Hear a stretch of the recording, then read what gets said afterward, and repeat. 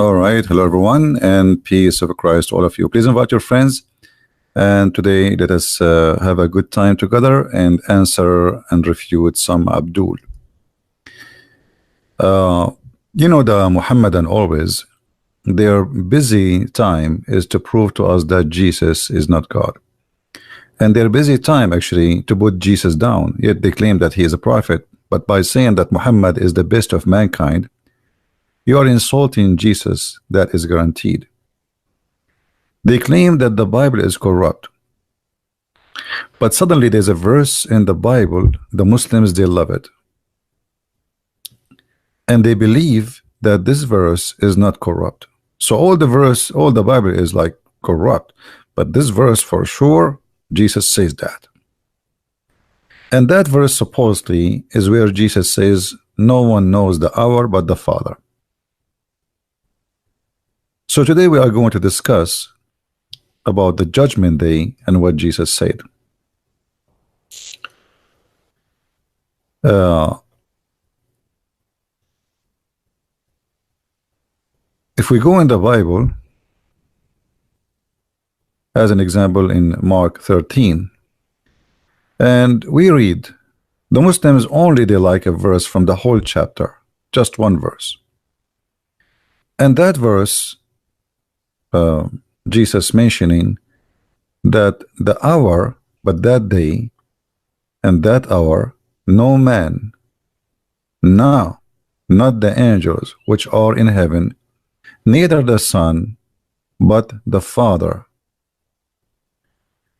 So the Muslim, they say, okay, well, Jesus saying that nobody knows the judgment day. So how you say he's God? You know, I can say the same if there is any Muslim he dare to call me right now. I challenge the Muslims to accept the following challenge, that the one who do not know the hour, me and you, we will accept to call him false God. If there is any Muslim there to accept the challenge, because the whole Quran proving that Allah is not God, for he do not know the hour. Not only he do not know the hour, he do not know how the baby is created. He claimed that the woman have a sperm coming from her ribs. The baby is created from sperm who became a congealed blood. The man have a sperm coming from the backbone. Judgment day is near, and the moon split, and now, you know, there's no moon split, and judgment day did not happen yet 14 years ago. So there's tons of false prophecies. Or what about the Roman? The Roman will be victorious, and then we find that Muhammad, he said this prophecy after it happened. Have you ever heard of a prophet? He prophesied after things happened. So when a Muslim he speak about this, are they willing to take the challenge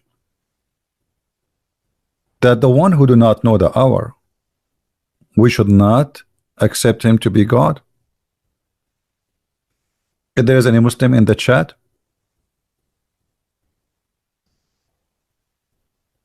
if there is anyone in the chat.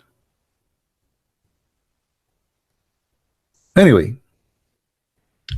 always we will be happy to find Muslims who they can have little decency in case they do. But the point of making this statement is to make you, suspect your disbelief. But here we notice something very important. If the Bible is corrupt as the Muslims they claim,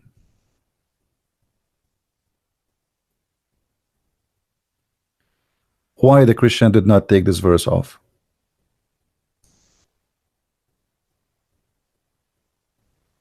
Is the Christian people did not, maybe we Christian we did not see it? Maybe the Christian are not aware of it. Maybe the Muslims they were able to read it. We know, like we just learned from the Muslims. So here we notice that this is additional proof that the Bible never been changed. So how the Christians for centuries they read this verse and the verse in the front of their eyes, and yet they say that Jesus is God. And why did not take it off? They changed the whole book. They left this verse. Here you see how Muslims get themselves busted. First of all, if you believe that this verse is accurate, that means you believe that Jesus, he said that he is the Son. and he have a father, and his father is your God, Muslims. So as long you accept this verse, you have to accept all the verse. Secondly, if Jesus said that nobody knows but the Father, well, Jesus in many places says who is he, but Muslims don't want to read.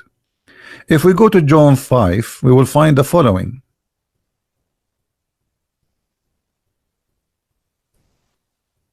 John 5.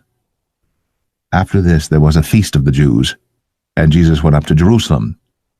Now there is at Jerusalem by the sheep market a pool, which is called in the Hebrew tongue Bethesda, having 5 porches. In these lay a great multitude of impotent folk, of blind, halt, withered, waiting for the moving of the water. For an angel went down at a certain season into the pool and troubled the water. Whosoever then first after the troubling of the water stepped in was made whole of whatsoever disease he had. And a certain man was there, which had an infirmity 38 years. When Jesus saw him lie, and knew that he had been now a long time in that case, he saith unto him, Wilt thou be made whole? The impotent man answered him, Sir, I have no man, when the water is troubled, to put me into the pool, but while I am coming, another steppeth down before me. Jesus saith unto him, Rise, take up thy bed, and walk. And immediately the man was made whole, and took up his bed, and walked. And on the same day was the Sabbath. The Jews therefore said unto him that was cured, It is the Sabbath day. It is not lawful for thee to carry thy bed. He answered them, He that made me whole, the same said unto me, Take up thy bed, and walk. Then asked they him, What man is that which said unto thee, Take up thy bed, and walk? And he that was healed wist not who it was, for Jesus had conveyed himself away, a multitude being in that place. Afterward Jesus findeth him in the temple, and said unto him, Behold, thou art made whole, sin no more, lest a worse thing come unto thee. The man departed, and told the Jews that it was Jesus which had made him whole. And therefore did the Jews persecute Jesus, and sought to slay him, because he had done these things on the Sabbath day. But Jesus answered them, My Father worketh hitherto, and I work.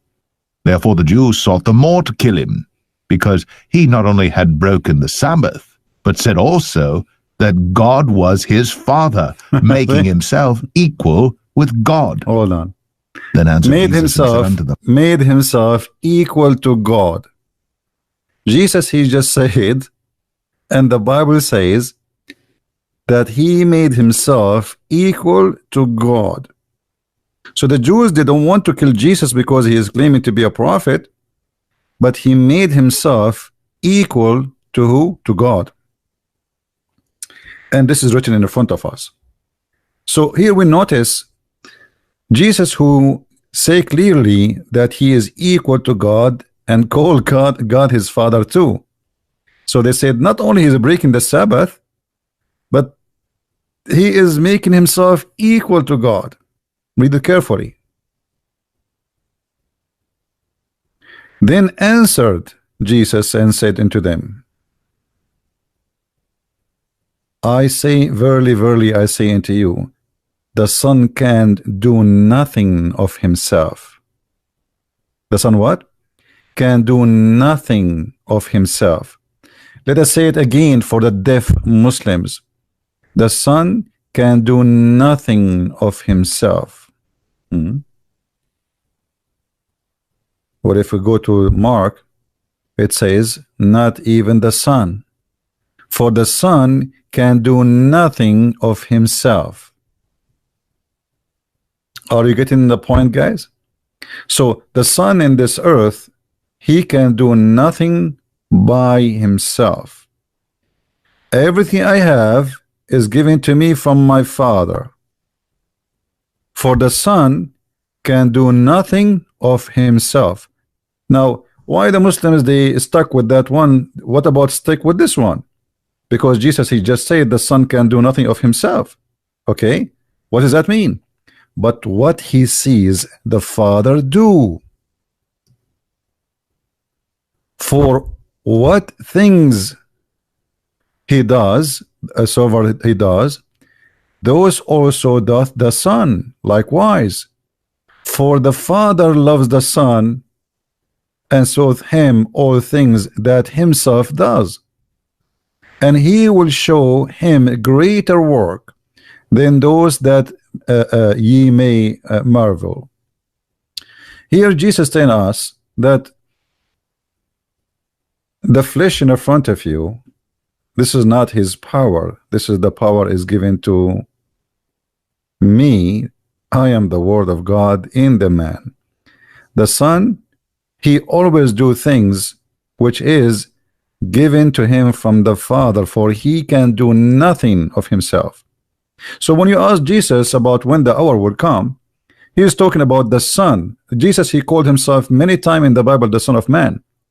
The Son of the Man, the Son of the Man, the Son of the Man. So the Son of the Man, he can do nothing of his own. He is in the flesh, and that make him limited for the flesh. Yet Jesus, in the same chapter we are reading, he made the man go and run. He cannot walk.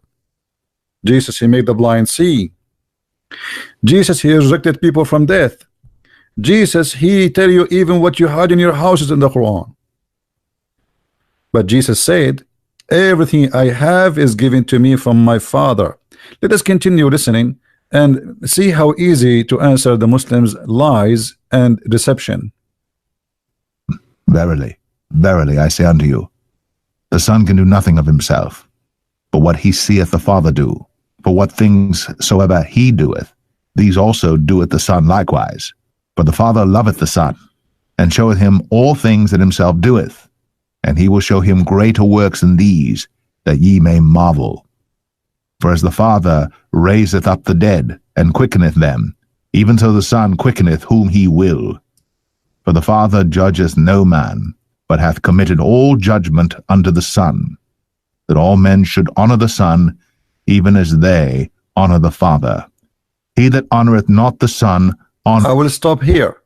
So the Muslim, they claim that Jesus said that the Son, okay, Jesus said he don't know the judgment day, but Jesus will be the judge in the judgment day. And even Muhammad, he said that the Messiah Isa, he will come down as a hakaman muqsitan, which means an absolute just and justice. Hakaman muqsitan. How Jesus can be hakaman muqsitan? You Muslims, you have tons of contradictions. When you accuse Jesus or you try to make him not being God, your prophet, he got you busted.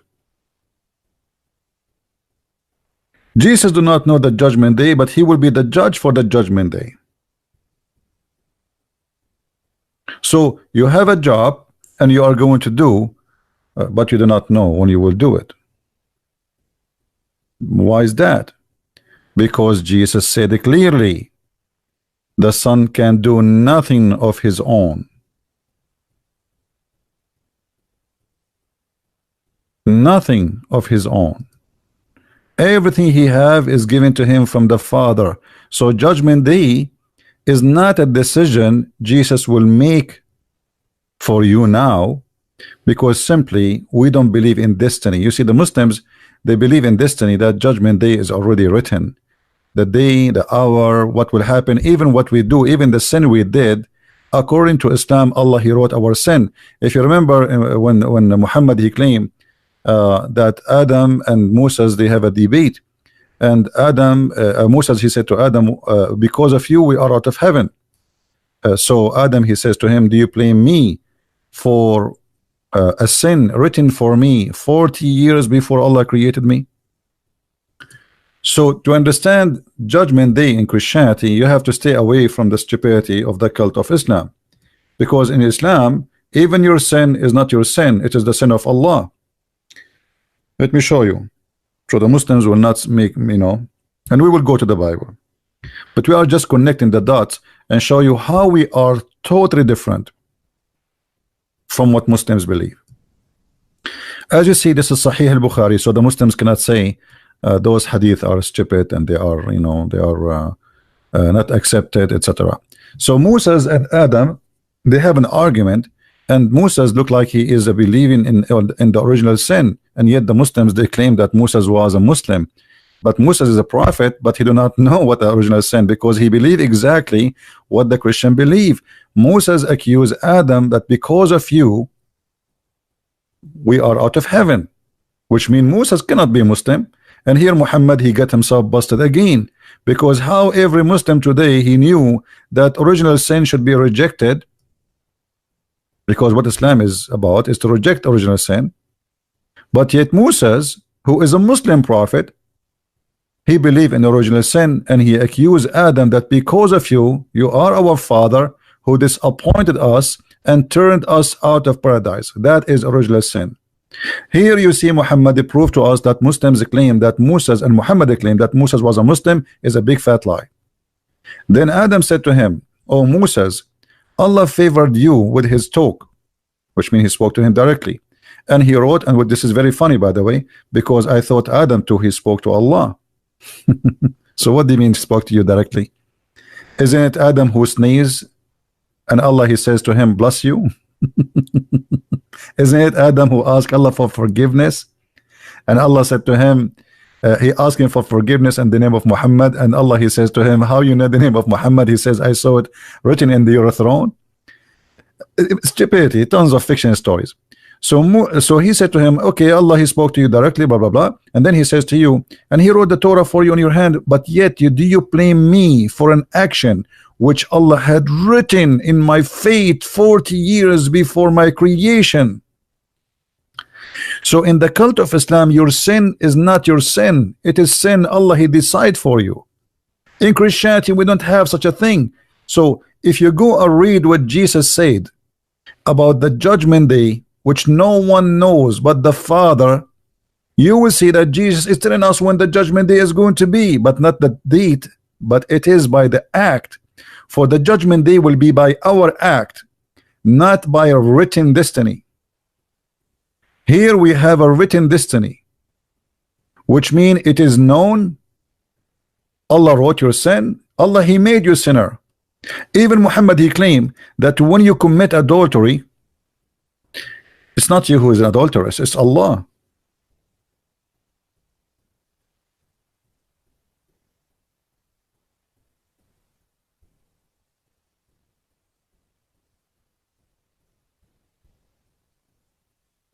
Read carefully.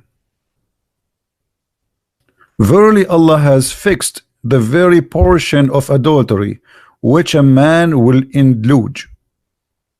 Do you believe it?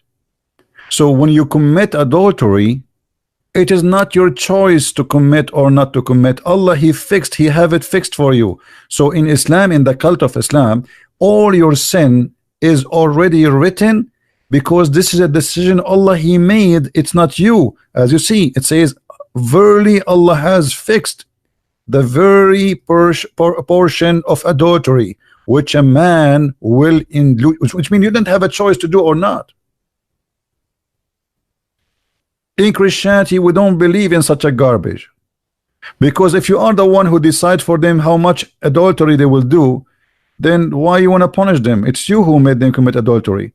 The same as the story of Adam. If you are the one who wrote the fate of Adam before you created him, 40 years before he created Adam, so why you kick him out from heaven? It's you who made him commit sin. This is why Islam is a silly cult, stupid cult, literally. In Christianity, we don't have such a stupid teaching. So, you know, actually this will remind me when the Muslims, they speak about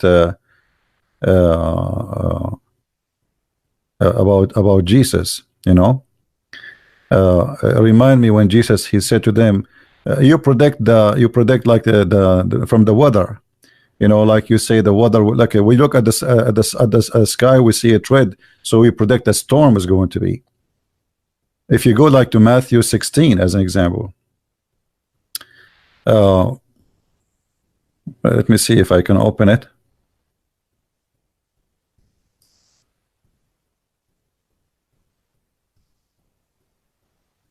Matthew 16. The Pharisees also with the Sadducees came, and tempting desired him that he would show them a sign from heaven. He answered and said unto them, When it is evening, ye say, It will be fair weather, for the sky is red. And in the morning, It will be foul weather today, for the sky is red and lowering. O ye hypocrites, ye can discern the face of the sky, but can ye not discern the signs of the times? This is exactly what Jesus is saying to the Muslims. Let us see together how Jesus he informed us about the signs of the time. They are hypocrite. The same verse they say to us that Jesus said that he do not know the hour is the same chapter where Jesus says that he know the hour. So here we ask ourselves, why the Muslims always they quote a verse. When we quote a verse from them from the Quran, it says, oh, you are taking it out of context. Why the Muslims don't admit that they are doing exactly the same? And why they don't admit that you just admitted that Jesus said clearly that he have a father? And why you don't accept the holy chapter? Why you accept only a verse? This is the book. This is not a verse only. So if we go in Matthew, you will see that Jesus saying, and let us play the sound.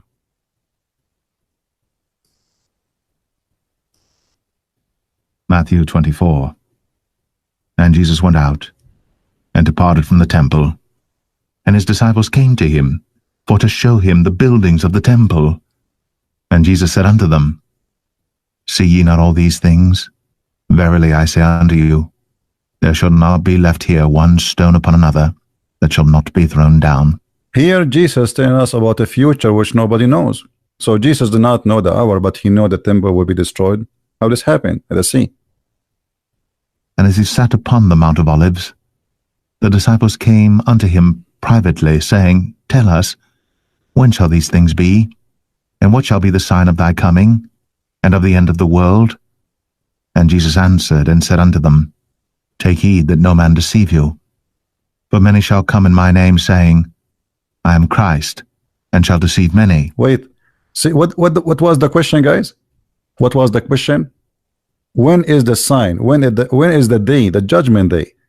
So they jump to the end, but they did not read the beginning. Jesus is there. He did not say to them, I don't know. You see, he did not say to them, I don't know. They are asking you when the hour will come. Guys, are you listening? What they are asking him, when the hour will come. He did not say, I don't know. Later we will see that he said that neither the angels, neither the Son.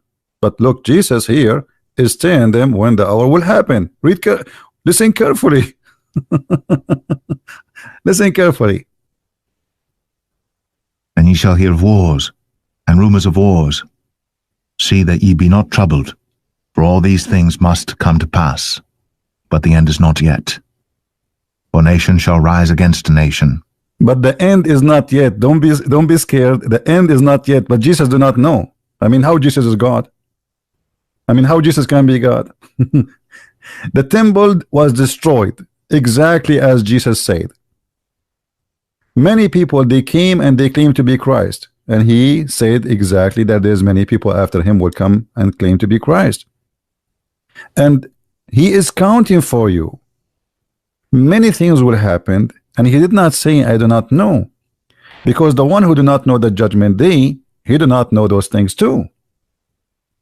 And now we will understand what Jesus is talking about. Listen carefully. And kingdom against kingdom, and there shall be famines, and pestilences, and earthquakes in divers places.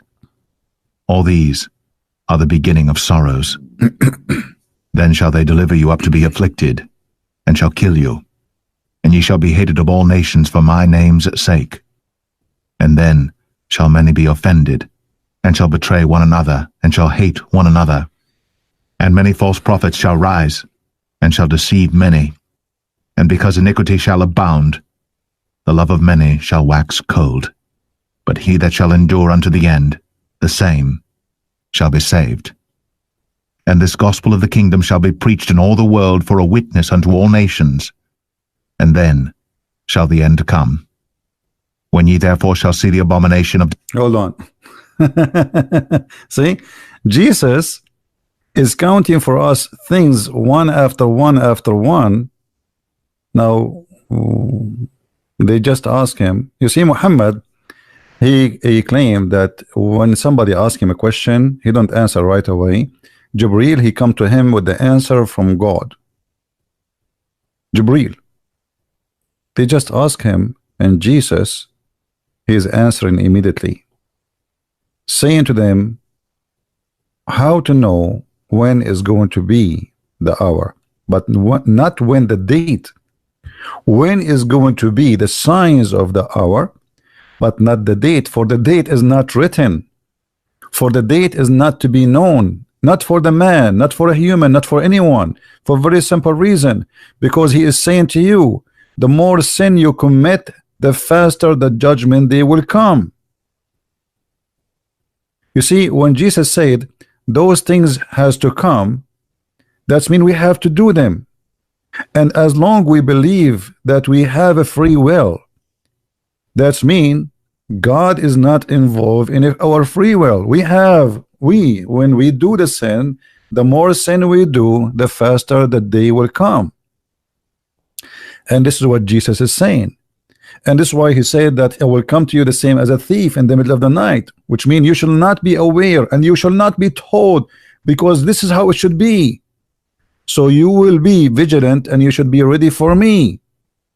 And he gave us many examples, as those who they are waiting for the wedding. You know, they have a lamp in their hands, and some they have oil and some they don't have oil.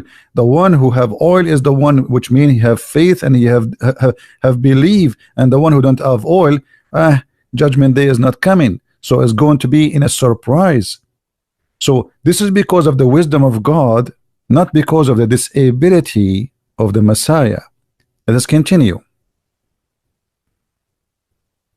Desolation spoken of by Daniel the prophet stand in the holy place. Whoso readeth, let him understand. Then let them which be in Judea flee into the mountains. Let him which is on the housetop not come down to take anything out of his house, neither let him which is in the field return back to take his clothes. And woe unto them that are with child, and to them that give suck in those days. But pray ye that your flight be not in the winter, neither on the Sabbath day. For then shall be great tribulation, such as was not since the beginning of the world to this time, no, nor ever shall be. And except those days should be shortened, there should no flesh be saved. But for the elect's sake, those days shall be shortened. Then if any man shall say unto you, Lo, here is Christ, or there, believe it not.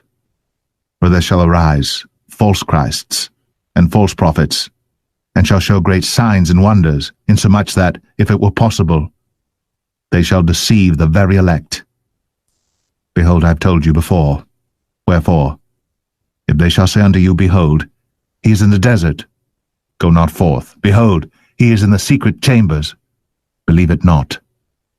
For as the lightning cometh out of the east, and shineth even unto the west, so shall also the coming of the Son of Man be. For wheresoever the carcass is, there will the eagles be gathered together. Immediately after the tribulation of those days shall the sun be darkened, and the moon shall not give her light, and the stars shall fall from heaven, and the powers of the heavens shall be shaken. And then shall appear the sign of the Son of Man in heaven. And then shall all the tribes of the earth mourn, and they shall see the Son of Man coming in the clouds of heaven with power and great glory. And he shall send his angels with a great sound of a trumpet, and they shall gather together his elect from the four winds, from one end of heaven to the other. Now learn a parable of the fig tree. When his branch is yet tender, and putteth forth leaves, ye know that summer is nigh. So likewise ye, when ye shall see all these things. You see, look what Jesus just said. There's Abdul saying you are confused. You are the one who's confused. You Muslims are even confused about the gender of your God. He keeps saying he, and yet you say to us Allah is not a male, and you say to us why Jesus is male. Allah himself, he says if you want to have sex, he will have a wife from the black-eyed women, and yet you say to us Allah is not a male. You are confused even about the gender of your God. You do not know even what Allah word mean, what the word Allah mean. I never saw a confused cult as Islam. Now listen here carefully. Jesus said, when you see learn from the parable of the fig tree, when his branches is yet tender and put forth leaves, you know that the summer is nigh. So all of those things Jesus he said to us is about learning when the judgment day will be, but is not going to know yet. You is not going to tell you what's going to happen, but it's getting closer and closer and closer, for the signs is coming. The same as when winter come, we see the leaves falling down, so we know when the winter is coming. So Jesus here told us all those things which nobody knows. Yet a Muslim, he says to me that Jesus said he do not know. Let us continue the chapter to the end.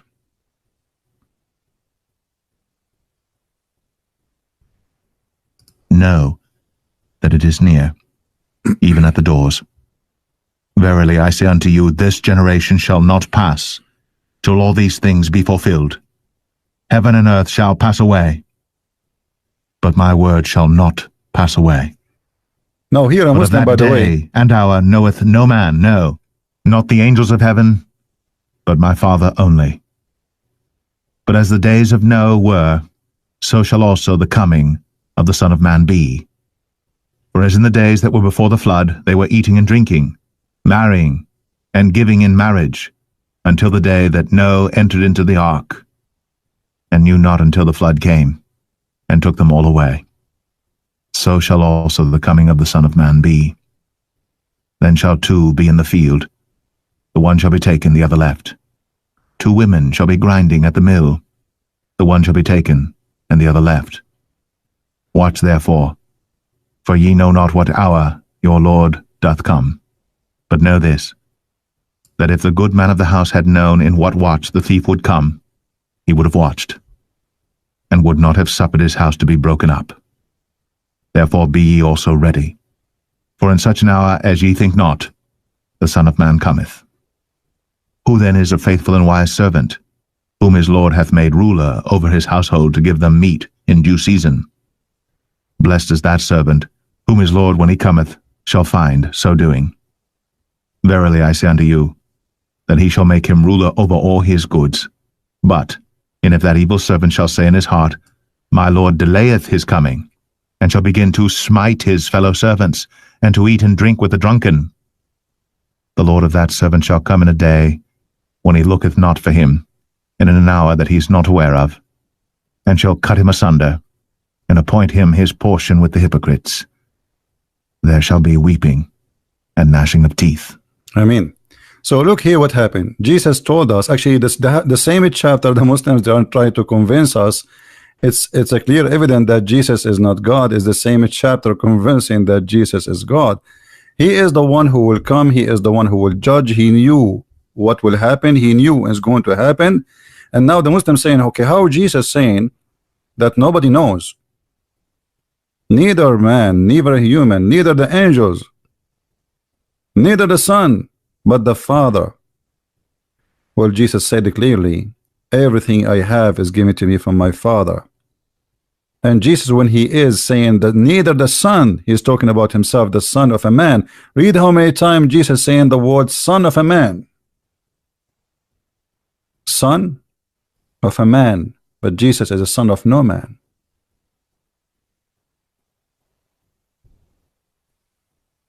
Son of a man, the son of a man, the son of a man, all over. So how come you did not notice Jesus saying the son of a man is the one who do not know?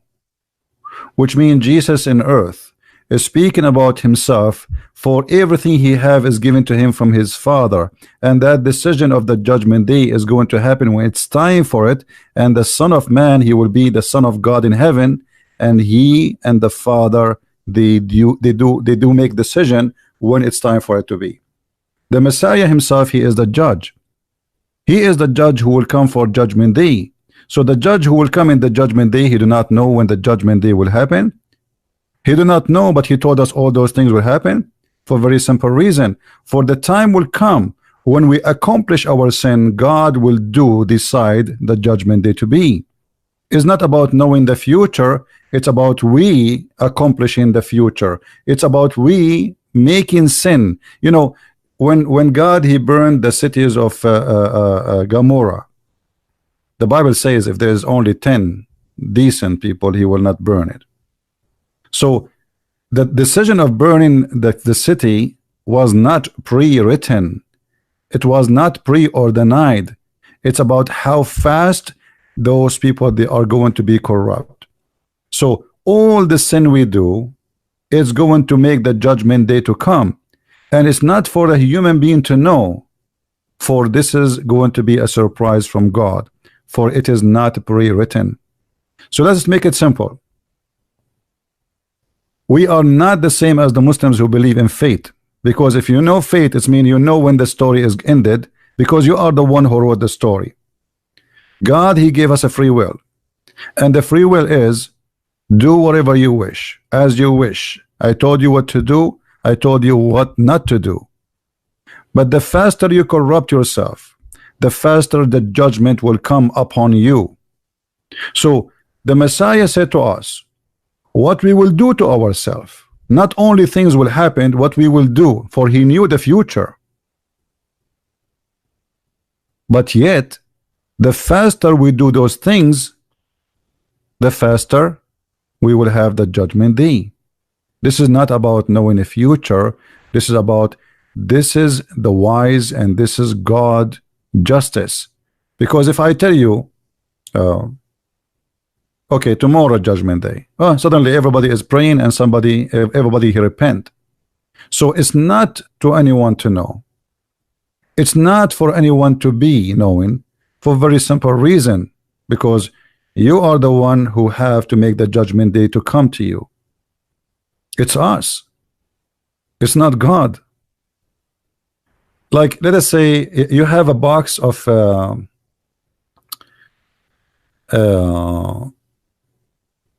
apples, and you know, when you are going to throw this box, why you are going to throw it if the apples are still good? You will not, correct? So one bad apple will make the rest of the apples bad, maybe. But God he gave us an option not to be like those apples, to fight corruptions. So God will not throw that box in fire unless we corrupt ourselves. Then we are not worthy to be kept. Are we following, guys? Do you understand what I'm trying to say to you? So Jesus he knew the time, he told us all those signs, and yet the Muslims they say, okay, Jesus he do not know.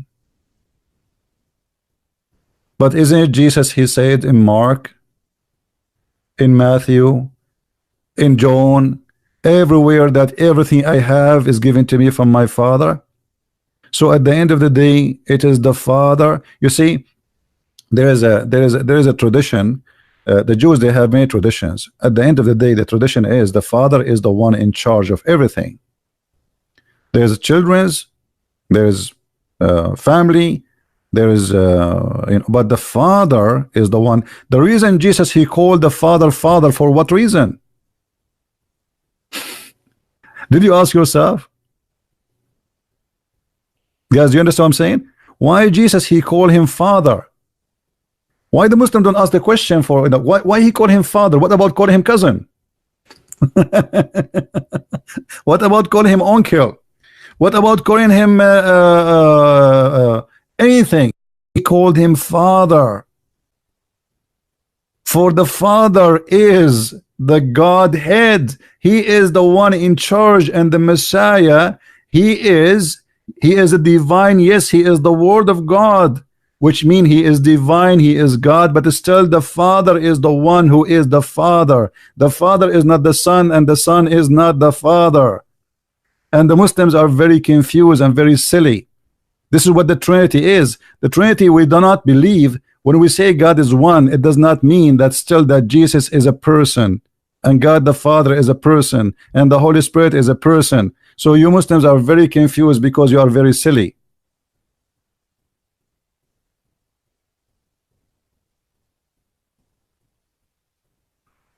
And no, there is nowhere in the Bible speak about the destiny. He's talking about the destiny of those chosen one, the chosen one. The chosen one, my friend, this is not a destiny as a destiny, which mean because Jesus said, not everyone says to me, God, God will enter the kingdom of my Father, but the one who do his will. The destiny here is doing the will of the Father, which mean it is not something he wrote for you. Do you understand? Do you understand what I'm saying? So when Jesus says, not everyone says to me, God, okay, say God, God as much as you want. Still, you will not go to my heaven unless you do his will. But here, he is not forcing you to do his will. He is saying to you, unless you do it. So this is, here is a destiny, which means you choose what God he wanted for you. God, he says, okay, you want to go to heaven? This is my destiny. You do this, you go to heaven. Those are the chosen one. They are chosen even before they are born. What does that mean? That because God knew what you will do, but he is not forcing you to do. That is total different destiny from the cult of Islam. Are you getting the point? Do we understand, guys? If we are going to do what we are forced to do, then, you know, then what's the point of going to heaven? If we will do the same as the story of Muhammad, you know, Allah he wrote for us our destiny, and then we do what Allah wrote for us. So why I'm punished? Not only that, Muhammad he claimed that even a child, I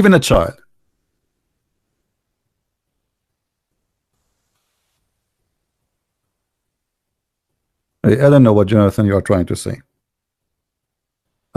Even a child, he died who is an infant.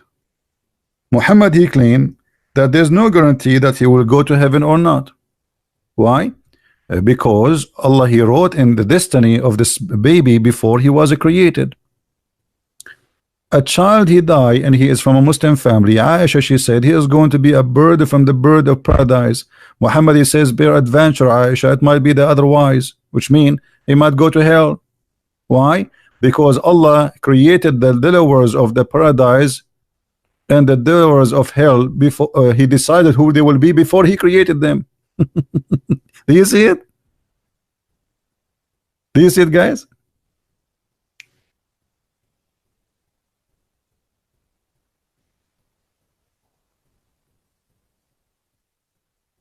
You claim that predestination and the lack of free will is from Islam. You know, you can if you want to try to give interpretation as you wish, we just explain it. The Bible is so clear. It's not up to you. When Jesus says not everyone's, you know, say to me, God will go to heaven, but the one who do his will, that is what destiny is about, which means there's a destiny of death, there's a destiny of life, there's a destiny of hell, there's a destiny of fire. That is the destiny we are talking about. And there's a destiny that those who they are chosen. What does that mean? There's people who they are chosen to be with God, but why they are chosen? For they do his will. So their destiny is guaranteed by their act. Did you get it, Mr. Jonathan? So your act is your destiny. It is not a destiny written for you. And the Bible is a book, is not a verse. So what some people they do, they try to make from a verse a book. It's not up to you. Why God he judged Adam? Is that because God he wrote to Adam to commit sin, as Muhammad he said? No. God he don't want Adam to commit sin. This is why even the Bible says that God is sad for them. He's sorry for them. So stop fooling yourself. Same time, why a child he will go to hell? Why a child will go to hell?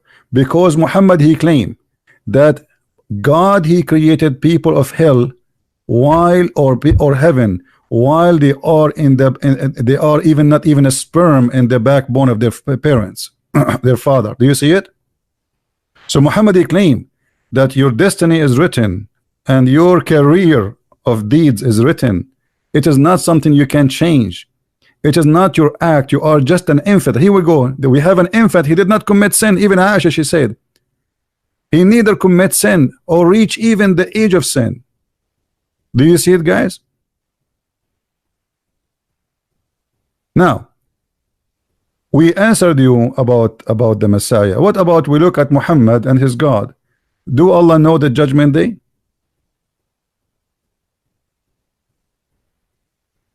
Do Muhammad know the judgment day? Do Allah know the judgment day? They don't. The Quran says that Allah said, not me, that the judgment day is near and the moon is split. But that was 1400 years ago. And neither the moon split and neither the judgment day did come.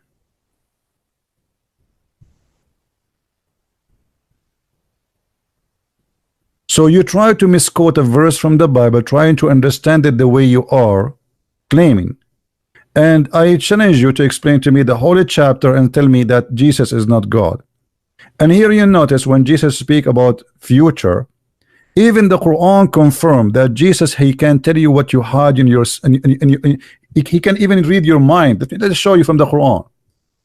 And the Quran says that nobody knows the unseen save Allah.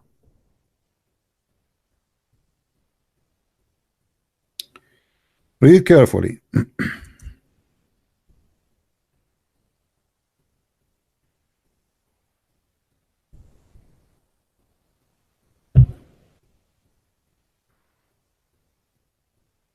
This is the Muslim translation, not my translation. And appoint to him, translation between two brackets, a messenger for the children of Israel. Supposedly the Messiah is a messenger for the children of Israel. And here you notice the stupidity of the Quran author. Anyone knows what is the stupidity? What is the name of the book of Isa according to Muslims, guys? What is the name of the book of Isa?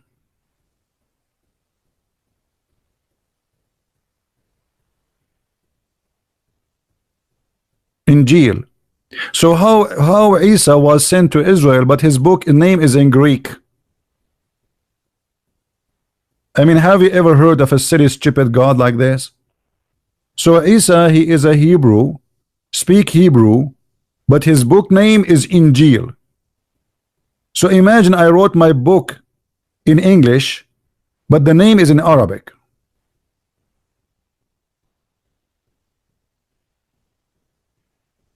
And here you notice that Muhammad is nothing but a false potato. Then he continue. He says, I have to come to you with signs from your Lord. The Muslim, they will say this is a sign from Allah. It doesn't matter. The one who is doing the sign is Jesus. Listen carefully. In that I make for you. I, guys, does it say I? Does it say I? I make for you out of the clay as it were a figure of a bird. And then I breathe. You see here, they did not add the I, but there's an I. But anyway, there's an I in the beginning. And they breathe into it. Who is the one who will breathe? Jesus. How Allah, according to the Quran, he made Adam, he breathed into Adam. Jesus, he do breathe, he give life.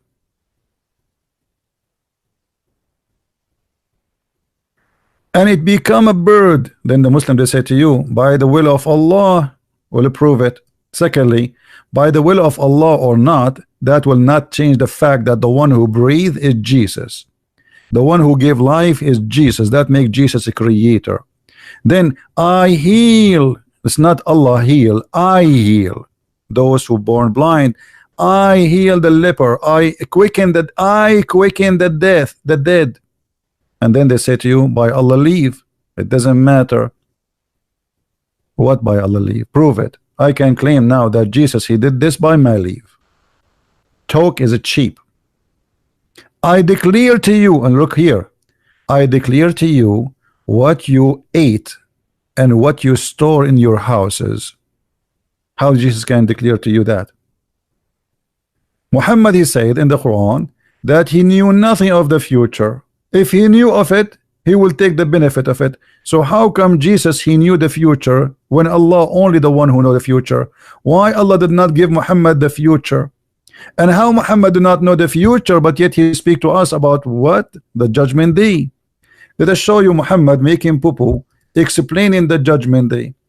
Muhammad, he claimed that there is signs of the judgment day, claiming that Allah is the one who told him those signs. One of the signs of the judgment day, that the Roman, they will be the major population of mankind. Do you see it? Now, how you are questioning Jesus, but you are not questioning the stupidity and the false prophecy of Allah, because the one who made this false prophecy is not Muhammad, supposedly it is Allah. Muhammad is telling you what Allah told him.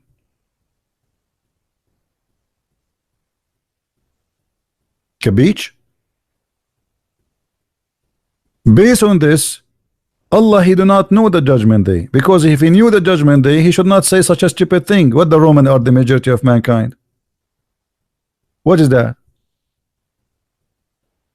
So now we have to wait until the Roman became majority of mankind. What we will do? We will nuke China, we will nuke Japan, we will nuke Indonesia, we will nuke Philippines, we will Bangladesh, India.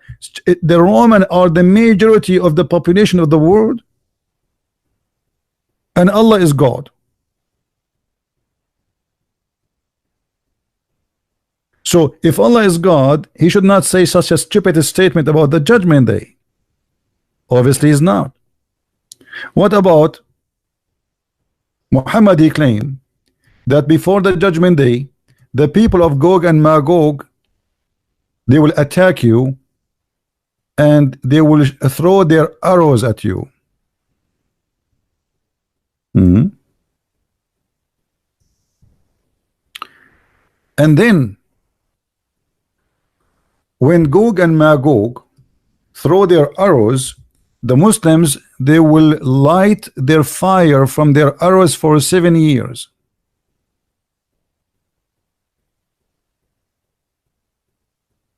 Arrows which is made from wood.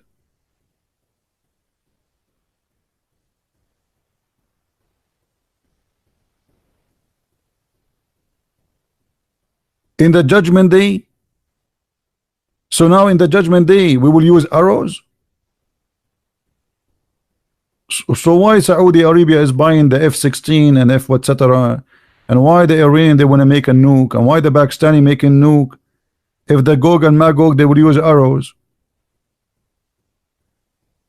This is a sign of the judgment day. Somebody's asking me question: when the Father is the most powerful, then why we pray to Jesus, not to invisible God, the Father? Who said we don't pray to the Father? When they asked Jesus how to pray, what he said? He says, "Our Father out of heaven." Didn't he? However, Jesus said, "The one who saw me, he saw the Father," which means you pray to the Father, you pray to him too.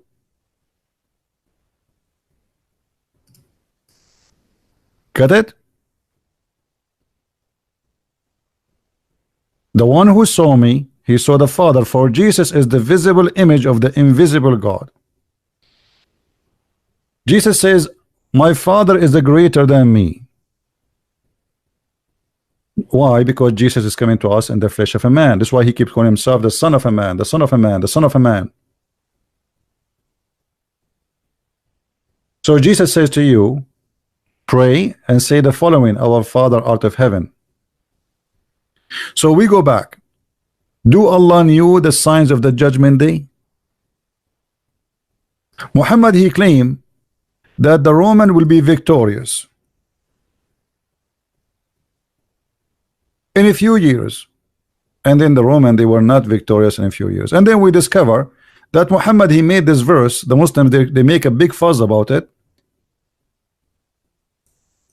after the Roman being victorious, not before.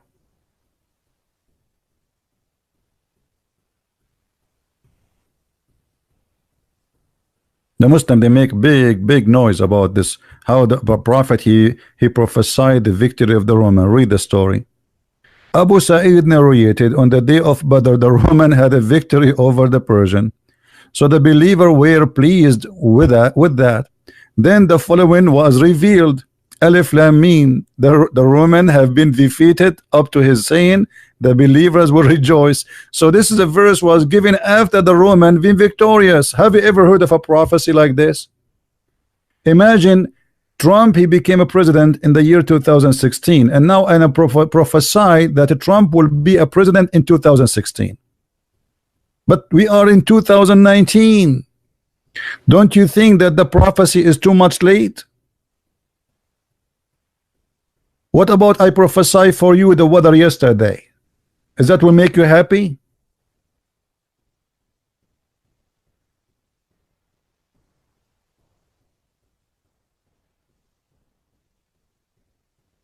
So when the Muslim they talk about Jesus, all the point of the Muslims is trying to downgrade Jesus for you. Jesus is no one for them. They claim that they love Jesus, but in fact they love to insult Jesus.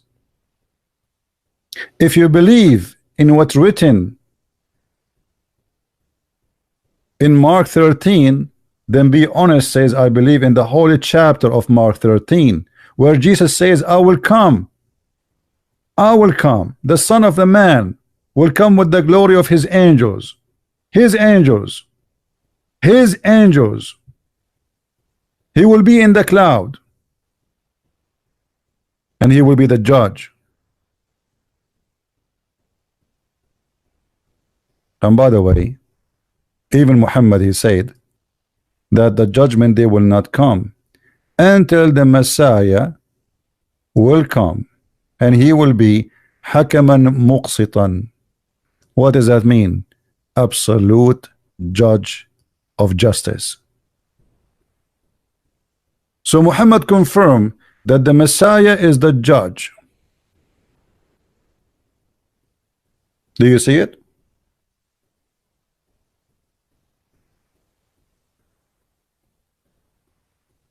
The judgment day will not come unless the Messiah will come between you, and he will be judging an absolute justice. This is about the Messiah. Question: who is judge of justice save God? Nobody can be judge of justice. No man, no human. For in order to know, in order to judge, you have to be perfect. Perfect in knowledge, perfect in balance, and perfect of the unseen. People cannot lie to you. They cannot hide the truth. They cannot tell something and do something else. You know what they are hiding. So how Jesus is just a man?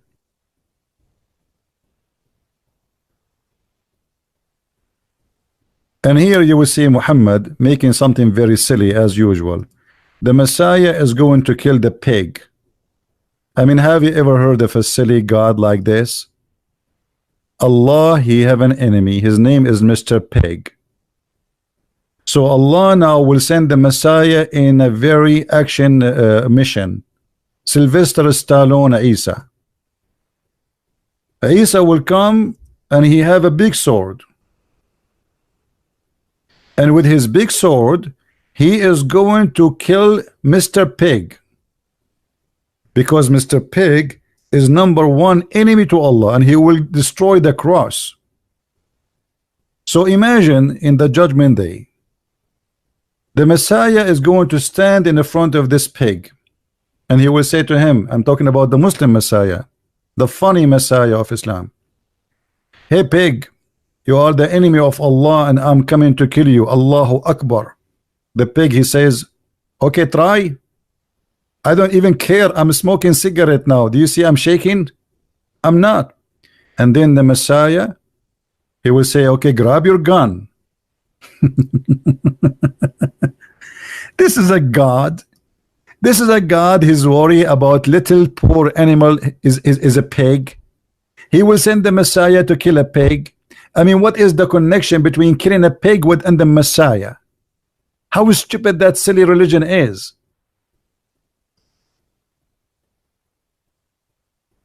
A pig. I mean, at least make it an elephant.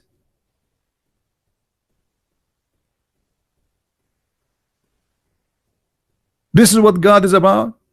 And judgment day will not happen until we kill the pig. Which one? What this pig he did? Any Muslim can tell us what the crime this pig he did? Did he eat the cheese of Allah? What is that? And then he will break the cross. Which cross? Which cross he will break? I mean, this is silly. Every house have a cross. The electric column is a cross. Cross the street, my friend. So Jesus will come and break the cross. Which one?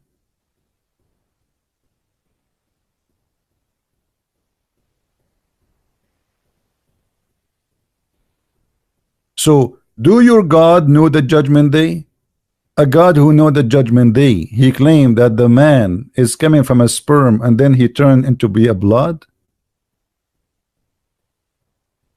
If you do not know how the human who is made here in earth, we are not talking about some creature who live in the 7-11 galaxy. We are talking about a human who live in earth. Yet Allah, he could not figure out how this human is created.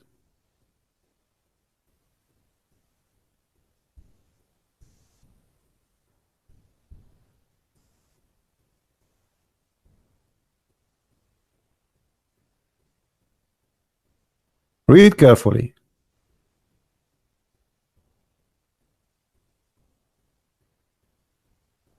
This is God. God, he believed that then we made the sperm into a congealed blood. Your God do not know the sperm, how it made it. In different verse, he said the sperm is coming from the backbone. So how a person who claimed to be God, he do not know even such a stupid thing as sperm, where it's coming from and what the sperm will be, and he claimed that the sperm will be transformed into a blood, which is a dead blood, and then that blood will be a baby.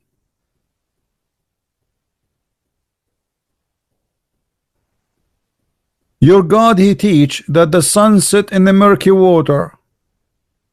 And just yesterday we have a Mohammedan who says, yes, this is true. The sun set in the murky water is proven to be scientifically accurate. Your God, he believe that there is a sin, the sun have a sitting place. What is that? I want to go. I want to go and take a selfie.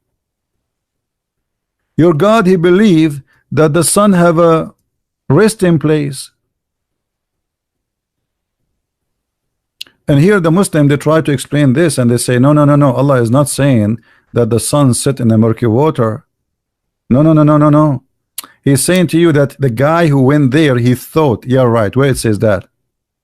It says, Allah is talking, not the guy. He says, until when he reached the sitting place of the sun, like this translation, it says sitting, it says the sitting place of the sun. He found it set, he found it. When Allah, he says, he found it, is he reporting a find? I mean, do you speak English? Do you speak Arabic? It says in Arabic, وَجَدَهَا تَغْرِبُ فِي عَيْنٍ حَمِيَةٍ. وَجَدَهَا. He found it. He did not say he thought, he said he found it. And when you say you went home, he went home and he found his car is burned or stolen, I am not saying he thought, because the word for thought is different. I should not say he found it. Do we agree, guys? When I say he found it, it's mean I'm reporting what he found, not what he thought. There's a huge difference between he found and he thought. So he found it, and then the Muslim, they try to argue. So what we do, we go and we get Muhammad, the prophet of the Abdul, get them busted, because the prophet of the Abdul, he cannot keep his mouth shut, and the more he talk, the more he get the Abdul busted. Look what Muhammad he said. Abu Dharr, he said, the companion of the Prophet, he said, I was sitting behind Allah Messenger, SAWS. This is like a new Mercedes Benz, and who was riding a donkey while the sun setting. He asked, do you know where this set? I replied, Allah and his apostle knows best. He said, it's set in a spring of warm water. So you are saying to me that Jesus do not know the judgment day after all what he told you, and you are not worried about your prophet teaching you, claiming that Allah told him. Look, the guy, he did not say the prophet, he is guessing. He said Allah and his prophet, he know better, he knows best. Not only better, he knows best. So Muhammad, he associate his knowledge with the knowledge of Allah. He did not say, oh, don't involve Allah, I'm guessing. No. He agree, Allah and his apostle knows best. So this is the knowledge of Allah. The sun set in the murky water. And the Muslims, in order to get away from this, they say to you, this hadith is da'if. It is not. It is not. And it's confirming the Quran. So Allah do not know the judgment day.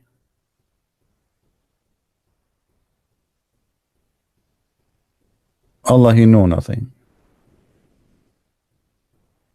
The Muslim, they say to us, Islam will dominate the world.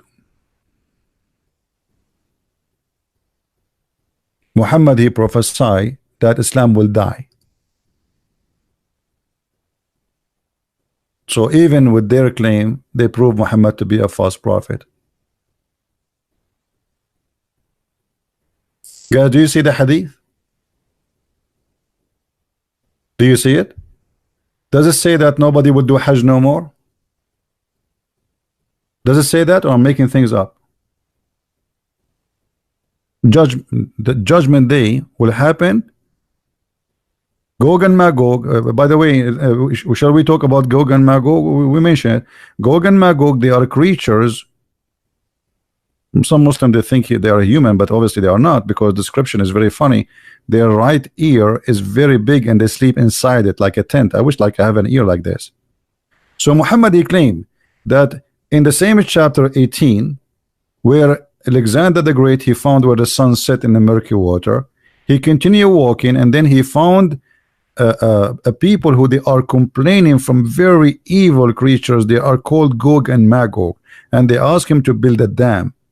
And that dam, every day now they are digging in it, but when they finish every night before they go to sleep, Allah, he fixed it. And then one day when they finish digging before they go to sleep, their leader will say, Inshallah, tomorrow we will come back and we will finish it. And this is the time where Allah will stop fixing the hole which they made from the day previously, so they will be able to go through. So Muhammad saying that the hour will not come where Gog and Magog will come until people they abandon the Kaaba. Nobody do Hajj. Do you see it? So why you keep saying that the Muslims, they will be the majority of mankind? Why you say Islam will be the biggest religion when Muhammad saying Islam will be the lowest religion, to the point nobody go to Hajj?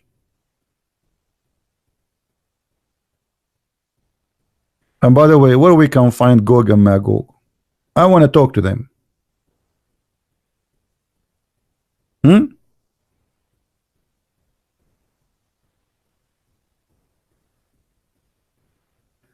Muhammad, he claimed that you will fight people who their faces are like hammered, making fun of the Asian people, maybe because he speak about the Turkish.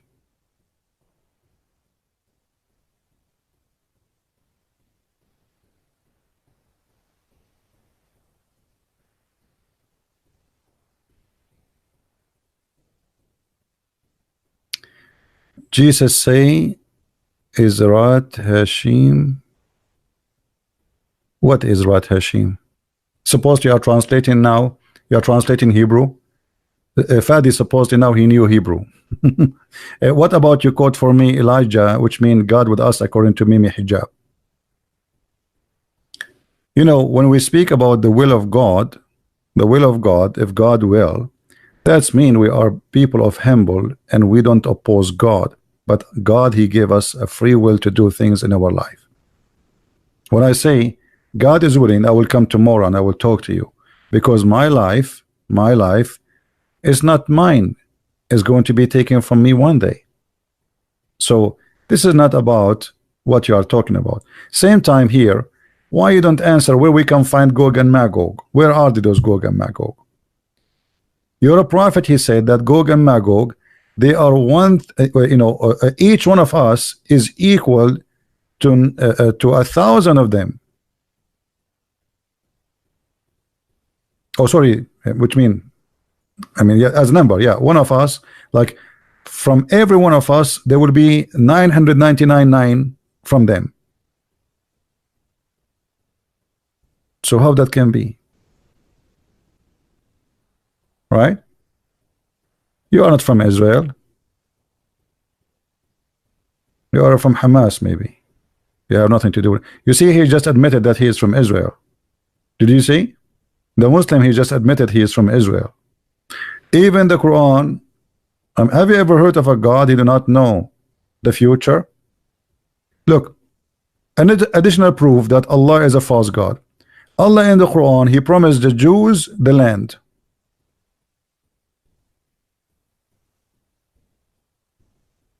Question: why Allah he promised it to the Jews, not to Hamas?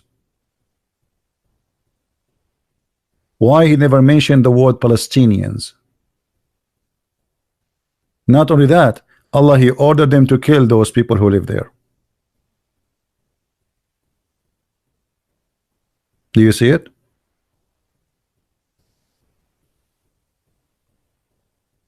Do you see it? And because the Jews, they refused to kill the people who live there, Allah, he punished them and he forbid them from getting inside the Holy Land for 40 years. But the Holy Land is a promise given to the Jews only in the Quran.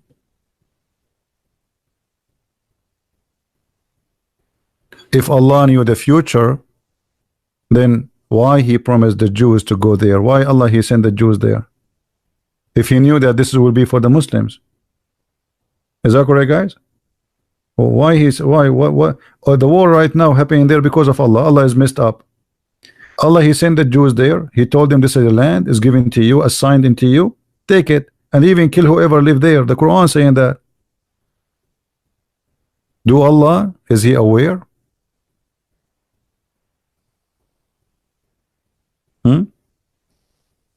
Fadi. You see, the verses you are giving me, the verses you are giving me is a proof to me that Islam is a false cult. Are you willing to call me Fadi so we can love together?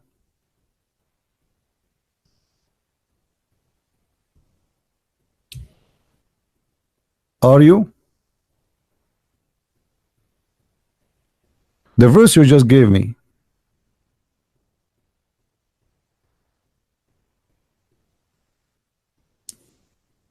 are you willing to call so we can laugh? The same chapter you gave me. Are you willing to call? I will open sky for you. Do you dare?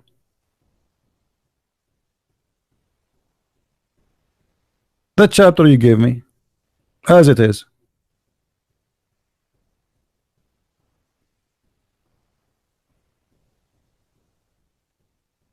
Is the Hebrew Bible is the same as the Old Testament? The Old Testament is written in many languages, not only in Hebrew. Ah, you are willing to listen. No, I'm willing to I'm willing to get you busted. My friend, just to show you, here it says that وَقَضَيْنَا إِلَى بَنِي إِسْرَائِيلَ.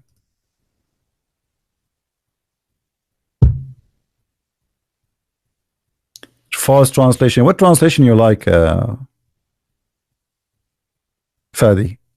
What translation is best for you?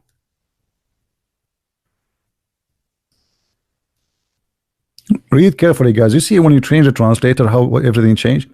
Look at the stupidity of this cult. And we decreed for the children of Israel in the scripture. What scriptures?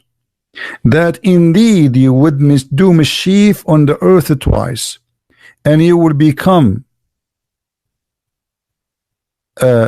trained and extremely arrogant.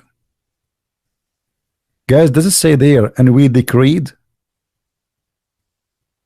Does it say, and we decreed? Anyone notice here something stupid?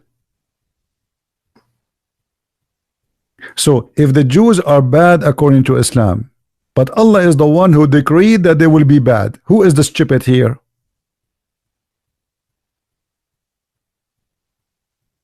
Are you there, Fadi?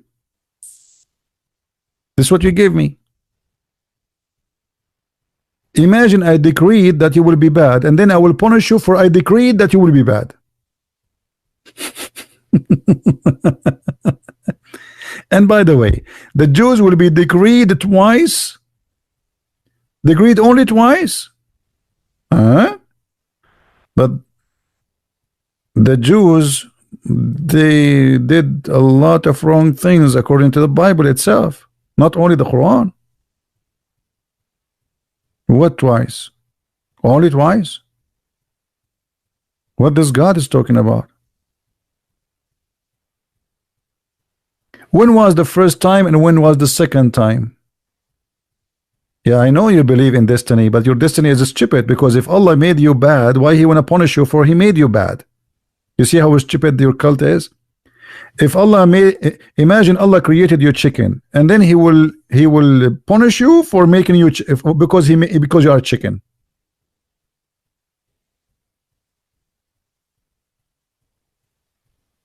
How stupid that is.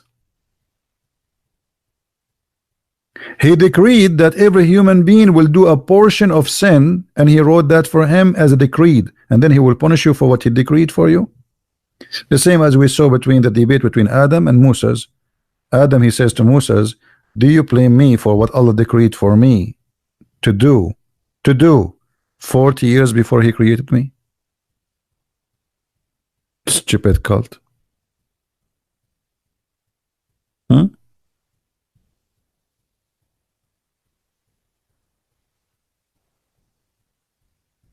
Any Mohammedan? So when you Muslims, you speak about Jesus, that he is not God, quote the same chapter you are reading from, and you will see that there it's proving that he is God. The same verse you are reading for us, remember Jesus saying my Father. Remember the same chapter you are reading from, it says that Jesus will be the judge. Shame on you. Do we have any Muslim want to say something?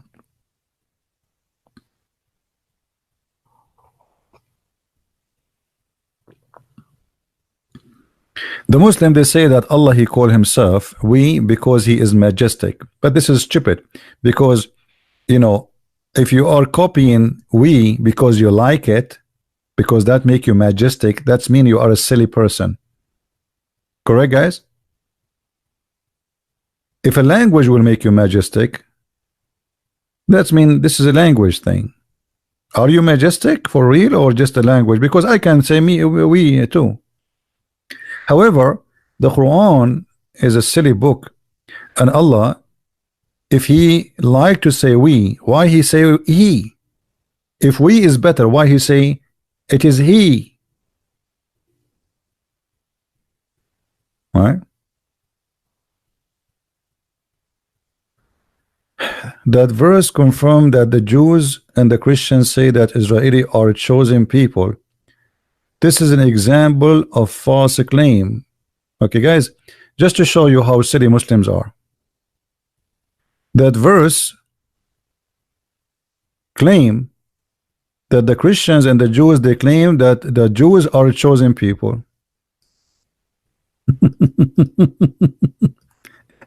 You know, Fadi, Each time you come here, you read and you are read.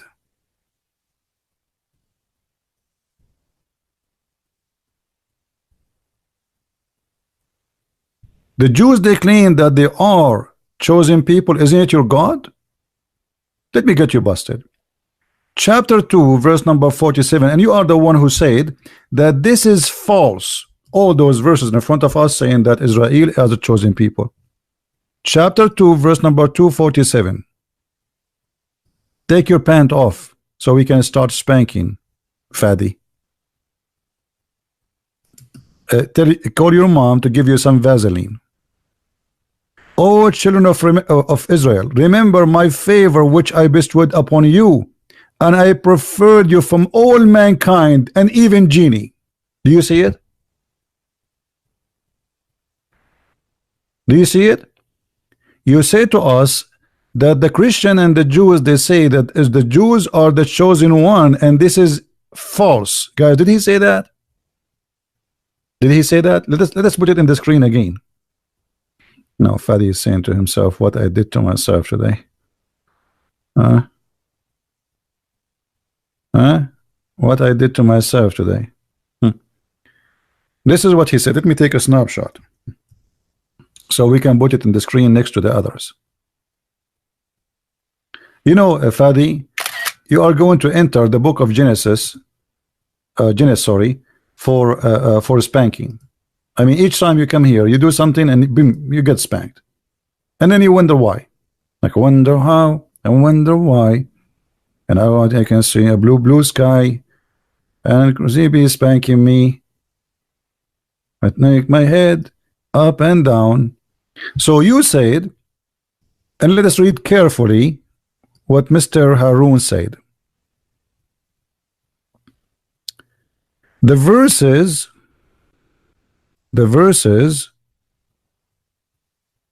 confirm that the Jews and the Christians say that Israelites are chosen people. This is an example of the false claim that Islam is an antichrist.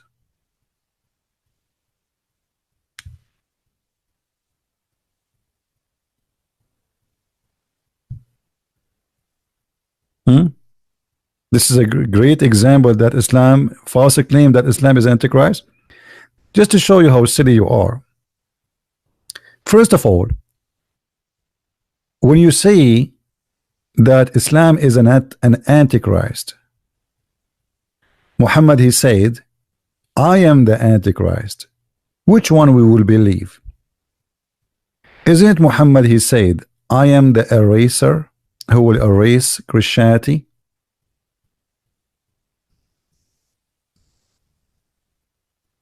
Why he want to erase Christianity?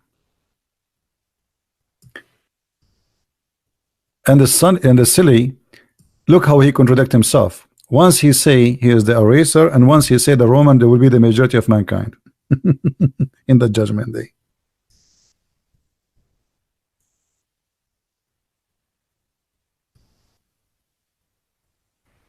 And we will go back, by the way, to the chosen people, the Jews. Muhammad, he said, I have 5 names.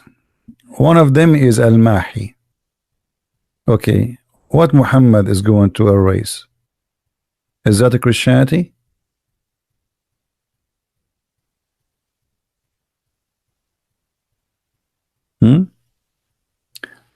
Now, the verse here, the one it says that Allah, he favored the Jews upon other people, proving that destiny in Islam is stupid and the correct is to believe in Christianity. Anyone knows why?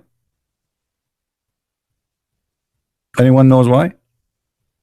Because if Allah, he choose the wrong one to be his favorite, that means Allah, he do not know the future. Correct? If I choose you and I favor you upon all mankind, and you are not a good person, isn't it clear that what Muhammad said, that Allah, he knew, Allah, he decree, Allah, he made destiny? Didn't we just showed you a verse before that it says that Allah he decree that the Jews they will be bad twice? He decree. Okay, so why you choose the one who decree they will be bad? So you choose them, you favor them, but you decree for them they will be bad. Who's the stupid here? Guys, are you following?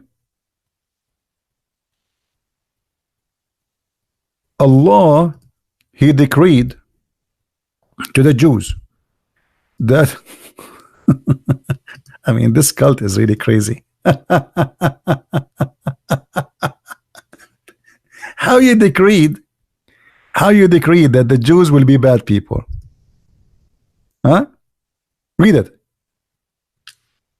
You decreed that they will be bad, and then you say to me that you favor the bad. Who is the silly here? I decreed that the Jews will be bad, and this is my decree, and then I favor the bad to be the favorite of mankind and even genie. What is that?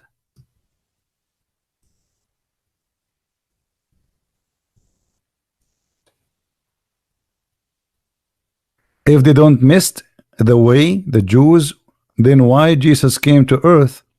Yeah, but you see, this is in Christianity. We don't believe in decreed. You see, Fadi, here we have a problem. Allah he decreed that the Jews will be bad. That's mean the Jews are not bad. The bad is Allah. Number two, why Allah he choose the Jews and he favor them if he is the one who decreed they will be bad? Who is the stupid here? Why he did not favor the Arab? What about favoring the Chinese? Why he chose the Jews if the Jews are bad? So he decreed that the Jews will be bad, but yet he favored the Jews upon all mankind.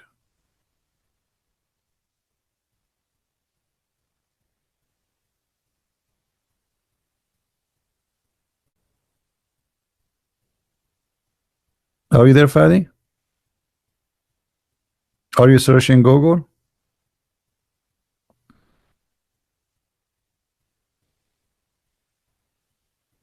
Now, another point. Allah, because he's a smart God, look what he did.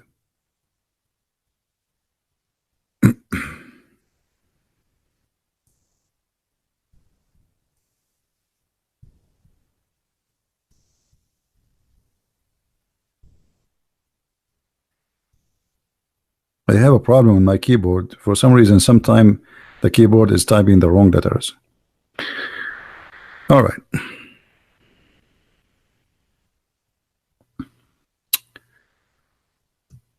Oh boy. Guys, read with me this. Fadi, I want you to read this. Allah not only do not know the judgment day, not only do not know how the baby is created, not only do not remember which one he created first, the mountains, the trees, the stars. Allah here, he says something very silly. Read with me carefully. It was we who revealed the law to Moses. Therein was guidance and light, but its standard have been judge the Jews by the prophets who bowed, as between two brackets in Islam, fabrication doesn't say that, to Allah will, by the rabbis and the doctors of the law. For them was entrusted the protection of Allah book. Have you ever heard of a stupid religion like this? If Allah he knew the future, why he say he trusted the Jews to protect the book? Isn't it him who said, I decree that they will be bad? So you decree they will be bad and you trust them to protect the book? What the word trust mean? Guys, what it's mean to say I trust you? It's mean I believe in you to be good, correct? It's what trust mean. I believe you are trustworthy. So if I trust somebody and later I discover that he is not trustworthy, that's mean I made a wrong decision. That's mean I do not know the future. So why Allah here using the trust?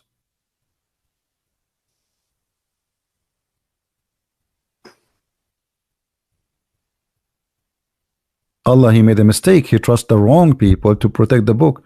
And by the way, why the Jews should protect the book of Allah? Have you ever heard that Allah is God and Jews who die? I mean, we are human. We are human. What about he protect the book? So did Allah made the wrong trust? Obviously, this is what it says. And to make it more stupid, it says that Allah is the one who decreed that the Jews are bad. So you made them bad and you trust them to protect the good? How silly are you? It's like, guys, I'm going to hire some ants to protect my sugar. Ants. Remember, Suleiman, he speak to the ants. So Suleiman now he understand the ants. Brother and sister, Prophet Suleiman, he said, I am going to add the ant to protect my sugar. Then he took a bunch of ants and he put them in the kitchen. And he told them, I wanted to water over my sugar. And then Brother Suleiman, he came back and he found there's no sugar. Because at the end of the day, they are ants. And the ants, they like sugar. So he protected the ants. He entrusted the ants to protect the sugar. And then he did not find the sugar is gone. I mean, how silly is that?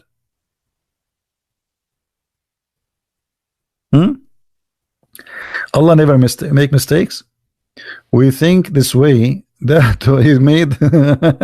What do you mean?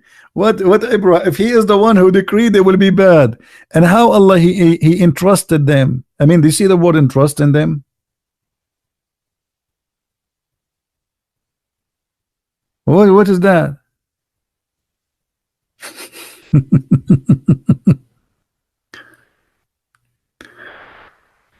What a silly religion. So look, this God, he know nothing. The Quran is full of errors and mistake, history error. Mary is the sister of Aaron. Nice to meet you, Isa. Isa is the nephew of Moses, according to Muhammad. Mary and Moses and Aaron, they have the same father. And where Muhammad he got this from? Because he's an idiot. He got it from the Old Testament.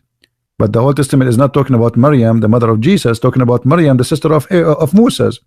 So Muhammad, he learned from the Jews that the Old Testament says that Maryam, there's a woman, her name is Maryam, she is the sister of Aaron and she is the sister of Moses. So Muhammad, he put it in his head, okay, Maryam must be the sister of Aaron. Nice to meet you.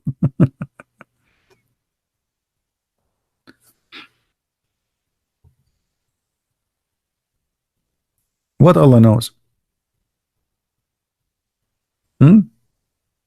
Haman is a minister for Pharaoh. Moses, he was in the time of the Samaritan. How Moses he met the Samaritan? Huh? محمد قال ألا أخبرتهم أنهم كانوا يسمون بأسماء الصالحين. Fadi saying that they asked Muhammad that this is a mistake. Ka'b al-Ahbar, he came to Aisha. Ka'b al-Ahbar, a Jewish guy who was a Jew, supposedly he became a Muslim supposedly. He said to Aisha that the Prophet said that Aaron is the brother of Mary, but as I know, there's many hundreds of years between Maryam, the mother of Jesus, and Aaron. So Aisha, she said to him, "You are a liar."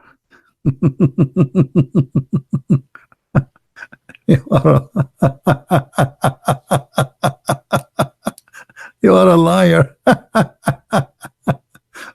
Let us find the hadith. Let us see if we can find it in English. So Muhammad, after he got busted, they told him that he said, "Oh, in that time they used to call by their ancestor. Just let me get you busted again." Fadi. Mary, she is not from the ancestor of Moses. This is how stupid your prophet is. Moses is from different tribe, so he is not her ancestor. Even this one is stupid. I look like I cannot find it here. Let us see. But we can find it in Al-Qurtubi.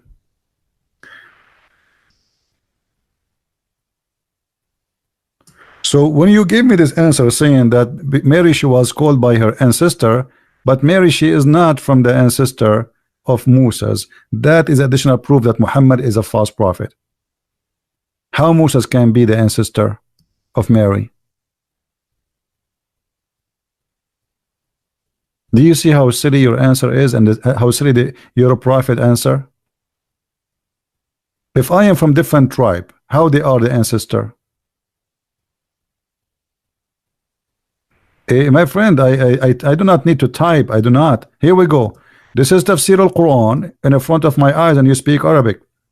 Ka'b al-Ahbar, he came to Aisha, and he said to her, وقال كعب الأحبار بحضرة عائشة أم المؤمنين رضي الله عنها إن مريم ليست بأخت هارون أخي موسى فقالت له عائشة كذبت. Do you see what Aisha said? When he said to her, as I know, Maryam is not the sister of Aaron, Aisha, she said, you are a liar. That's mean this is what Muhammad was teaching all this time until this guy, he got him busted. And then after he got busted, and look what he says. He said to her, oh, mother of the believers, if the prophet, he said that, so, you know, to be honest with you, he is more truthful because now he's afraid he will be killed. He is better and he know better. But as I know, there's more than 600 years between them. And for sure, 600 years is not correct too. If we translate this, let us translate. Here we go.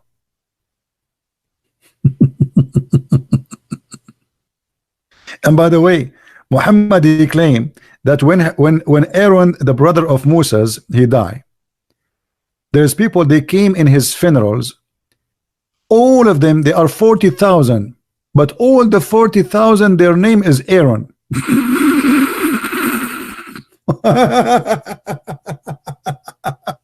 Brothers, when Christian Prince, he died, brother, 40,000 people, brother, they went in his funeral. And all the 40,000, brother, their name is the Christian Prince.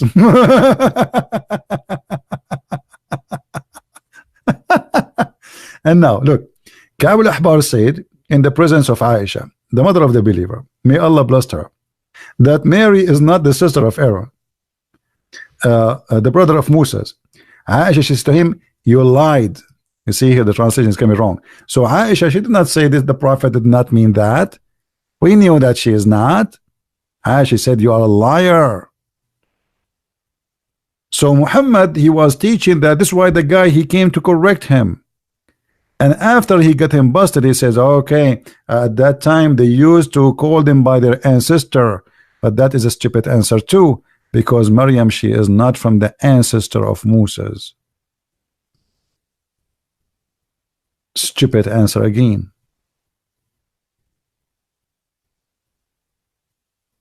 Was Mary from the ancestor of Moses, you idiot?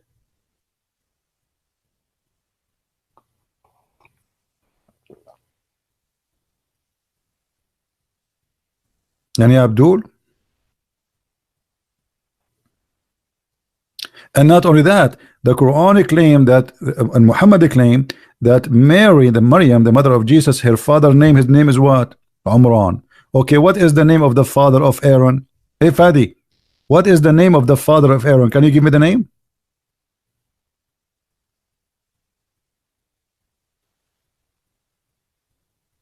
Righteous people? They called them by the name of the righteous people. Guys, they called him by the name of the righteous people. So why he did not call her by Moses? Why he says the sister of Aaron? Who is more righteous? Aaron or Moses in Islam?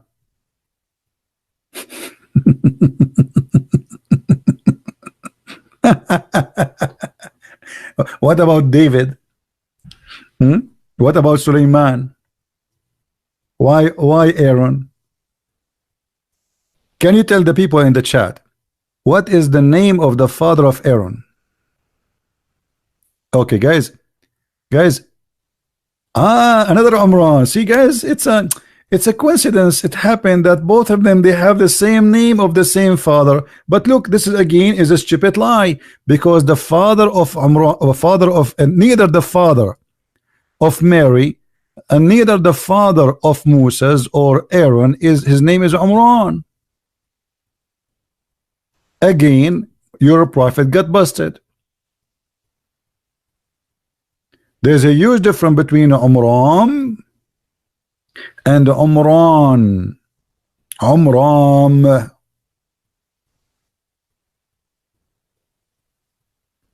Have you ever heard of a God? He cannot quote a Hebrew name correctly. The father of Aaron is not Umran, and the father of Mary is not Umran too. And this is additional proof that Muhammad is a false prophet. I mean, even the name of the father of Mary, he do not know it. Hey people, is the name of the father of Mary is Umran?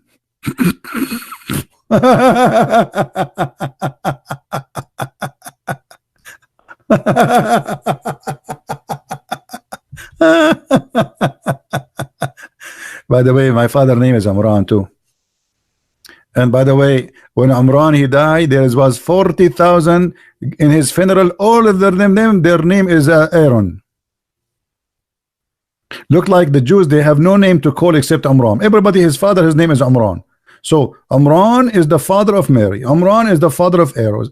Umran is the father of Maryam. Umran is the father of Moses. I mean, Umran is that's it. Everybody there is Umran. What's your Umran? What's your father name? Amran. Okay. Even Netanyahu, by the way, Benjamin Netanyahu, his name Benyamin bin Umran, not Netanyahu. This is the real name. Go check it out. Yeah. No, it's mentioned. No, it's mentioned in the Bible. You are an ignorant. Just type in Google 2 words and you will see the Bible mention what is the name of the father of Mary. But you are just a silly person.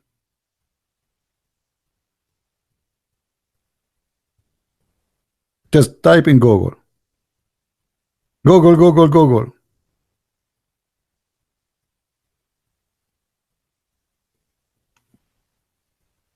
So you are worried about Jesus not knowing the judgment day as you claim? Look at this guy. Every chapter is stupid.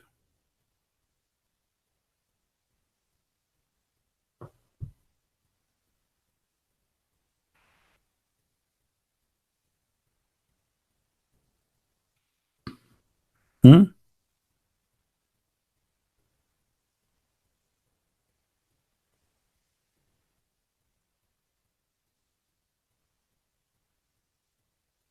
Any Mohammedan?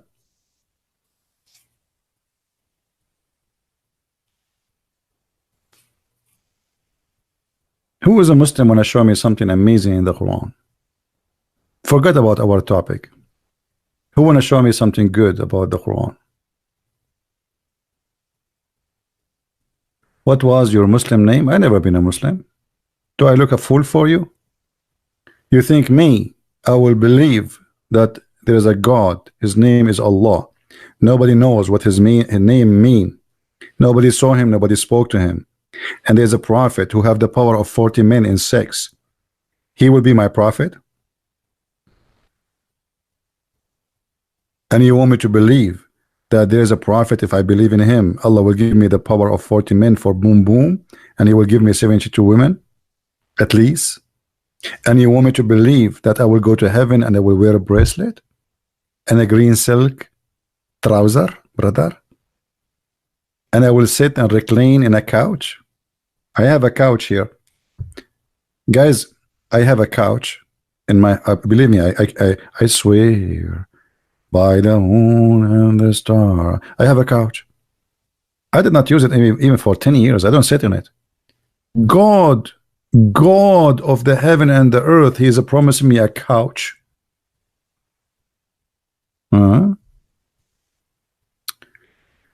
What about the story of Noah? Is it similar to the story of the Bible? So how could Islam again here be anti-Bible if it's confirmed what is mentioned? Your prophet is copying from the Jews. I mean, look at this stupidity here. So if your prophet copied the Jews, that will make him he is confirming. And by the way, even the story of Noah in the Quran is wrong. Let me ask you, Fadi, how Noah he was able to get the lion inside the ship? Can you tell us, Fadi?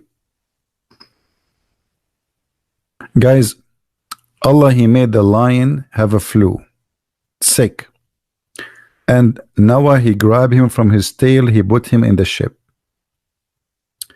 And then Noah he found that in his ship unwanted visitor, a mice. And Noah got worried. How he is going to have a mice who will eat his food? But Allah he made the lion sneeze. Achoo! Achoo! And a cat came from the mouth of the lion. Am I lying, Fadi?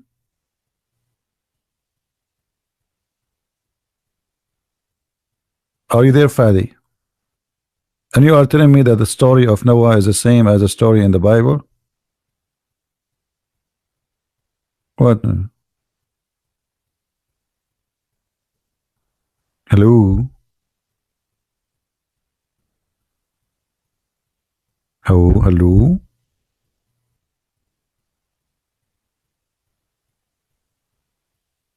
By the way, those things happen only in the Middle East.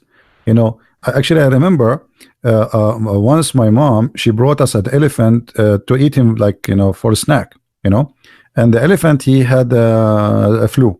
Okay.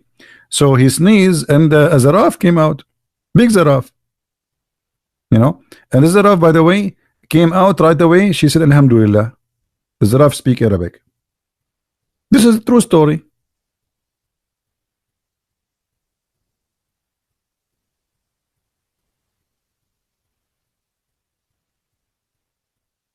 Yeah, when Jesus he speak about no man knows, and not even the Son. And we explained it already. You know, we do not need to repeat ourselves. But obviously, Jesus he knew the hour, he knew the time, he knew the future, and he told us in the same chapter the Muslims they are quoting is saying he gave us all the details.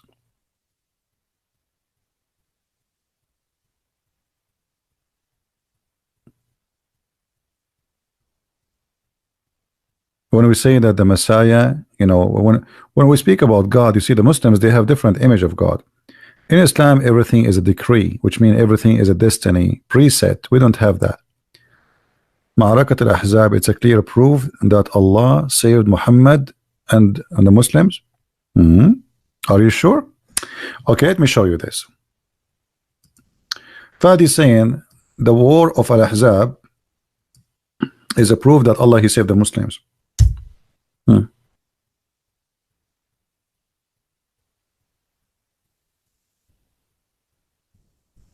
What about this, Fadi?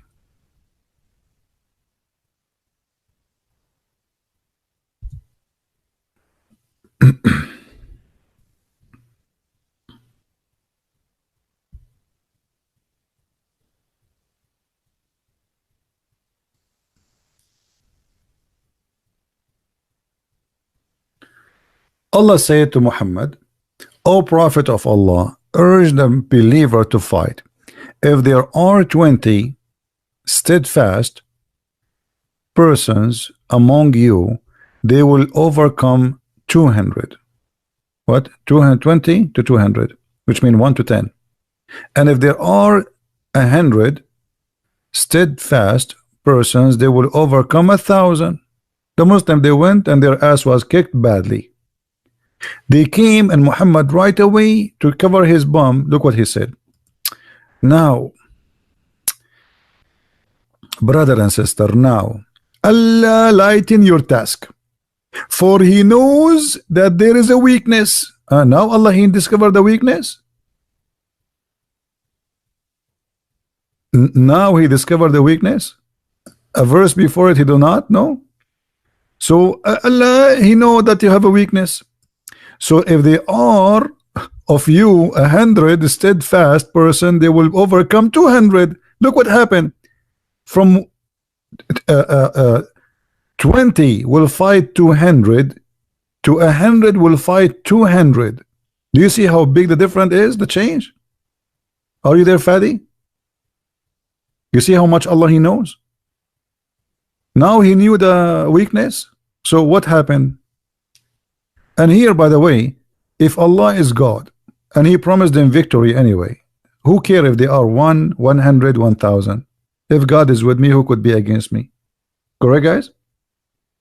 If there's one person and there is the Soviet Union want to fight him, but this person, his God is with him, who is going to win? This person.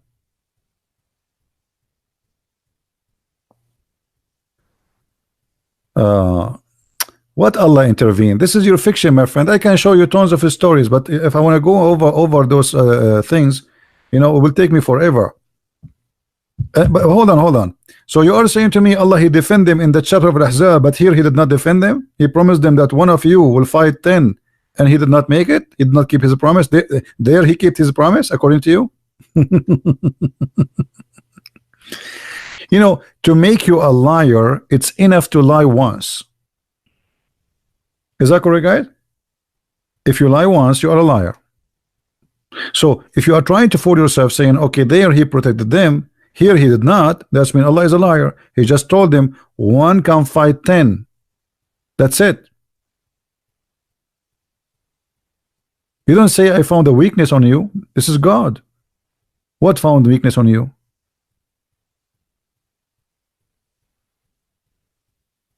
And how he correct the weakness? He correct the number. That's mean the weakness is not on them. The weakness in his calculation. Because they are the same people, nothing changed. They are the same believers, the same names, the same persons. So how you say that you will win? It's for a wisdom, yeah, wisdom my bum. Guys, this is for a wisdom. Allah is making a wisdom here. So I say to my son, go and fight 10 people, and then my son come and his nose is like a potato and his head is like all full of injuries, and he lost an arm and a leg. And then I say, I think I know you have a weakness now, so tomorrow you don't fight 1 to 10, tomorrow you fight 1 to 2.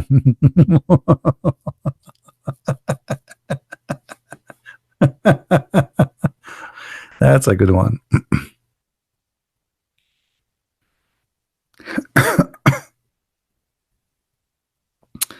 There were any Islamic prophet between Jesus and Muhammad. According to the hadith, Muhammad he said that there is no any messenger or prophet between him and Isa.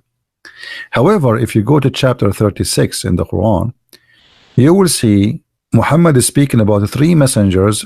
Those are the messengers of Jesus.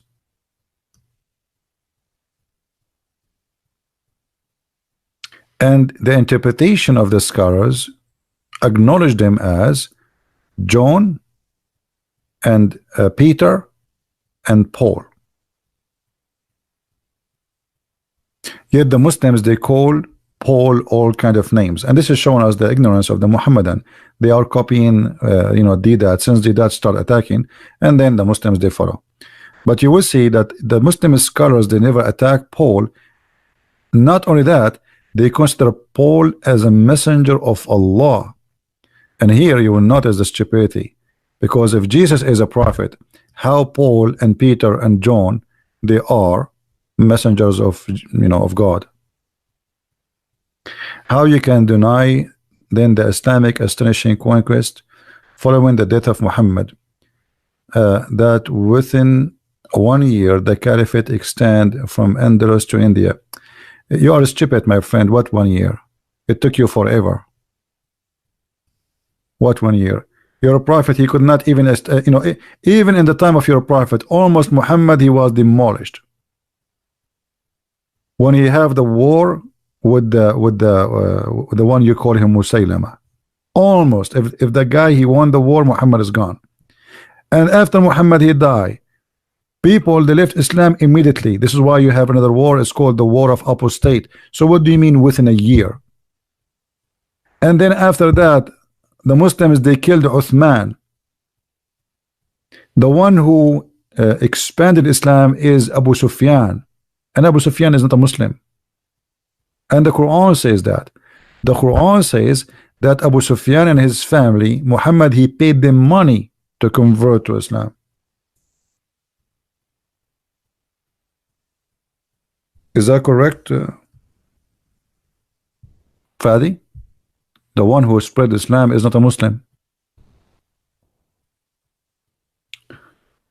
Muhammad, he spent the money, a lot of money from the money he stole, to do what? To those who have a doubt in their heart. Who are they?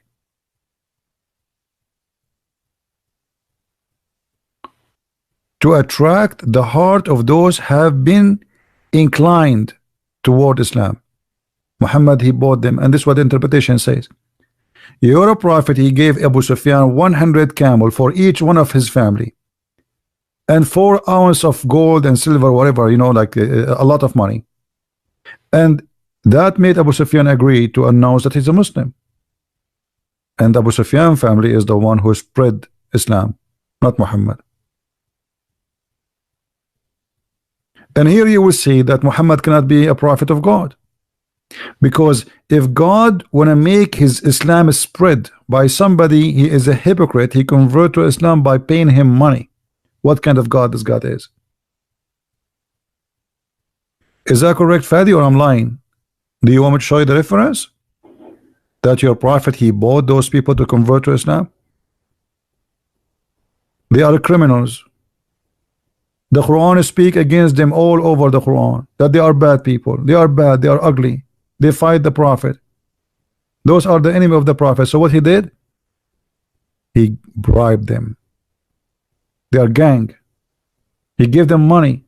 And then they became the caliphate. Is that true, Fadi, or I'm lying? You said to Andalusia, right? Is it the one who occupy Andalusia is the children of this guy?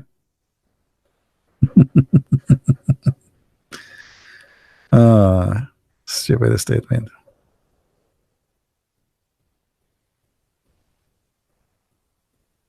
Do we have any serious Abdul additional to this kid?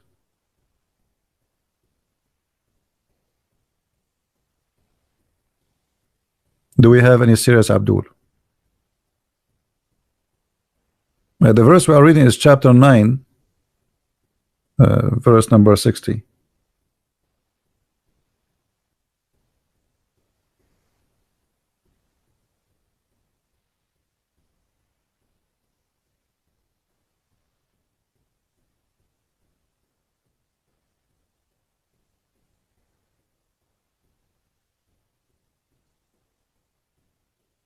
Anyone?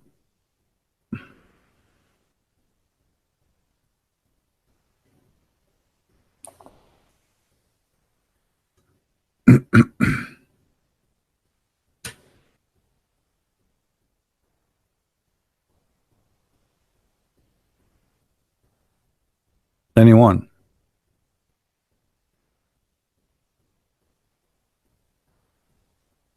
And by the way, as long you mention this you know, the story of this, I mean the Quran predict that this person, he will never convert to Islam. Do you want to call me Fadi and I will show you the reference? What do you think? What do you think? Clear evidence. If Muhammad is a prophet, how the Quran predict that those are the enemy of Allah and they will never be Muslims? The same as the story as Abdullah ibn Sarh. The Quran claimed that they will never be Muslims. And he made a verse about him. The same about the Christians. Muhammad, he says, لن ترضى عنك اليهود ولا نصارى Neither the Jews, neither the Christians will agree with you until you follow the religion. But isn't it Muhammad and you Muslims, you claim that Christians and Jews convert to Islam? So how Muhammad, the Jews and the Christians says they will never accept your religion?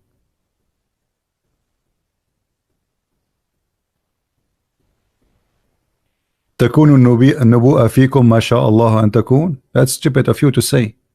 Because how the Nubu'ah will be between us if Muhammad is the last prophet? Do you even know what you are posting? I think Muhammad, when he talked, he was taking too much hashish.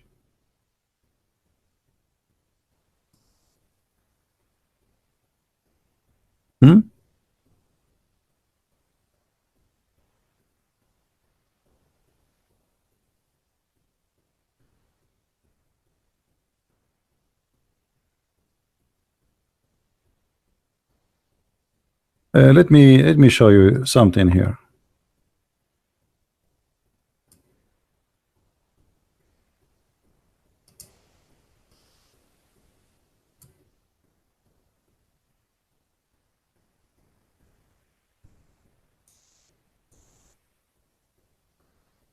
Is that the prophet saying that?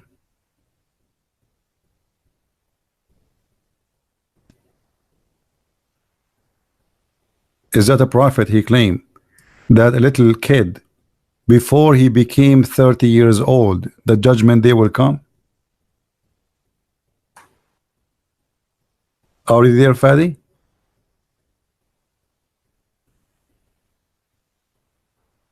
Fadi, are you there? Is that true?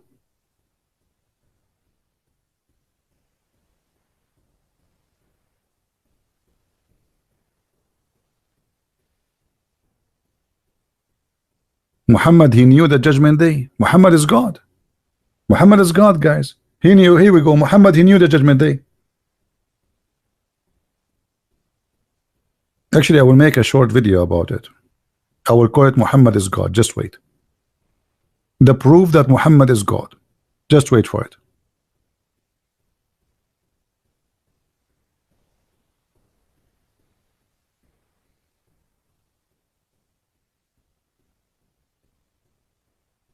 What hadith you mentioned to me? You mentioned to me nothing. Give me the hadith, you idiot. What تبقى الخلافة فيكم? What does that mean? I mean, look how stupid you are. And who is it changing topic? We are talking about prophecies. Is this a prophecy? Your prophet prophesying a kid before he became 30, judgment day will come. If he is a liar, he is a liar. This is a lie. One lie will prove that he's a liar. Already we got Muhammad busted. Everything he said is a lie. Changing topic. No, you are the one who changed topic. We are talking about Muhammad being a prophet, prophesying. Here we go. Actually, our topic about judgment day. How Muhammad, he claimed that this child before he became 30, the judgment day will come.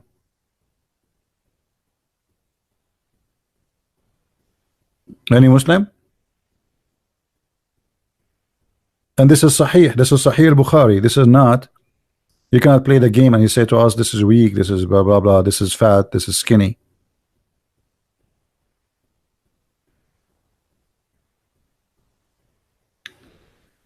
You can call me, but no, if you are only Muslims can call me. Sorry. Are you a Muslim?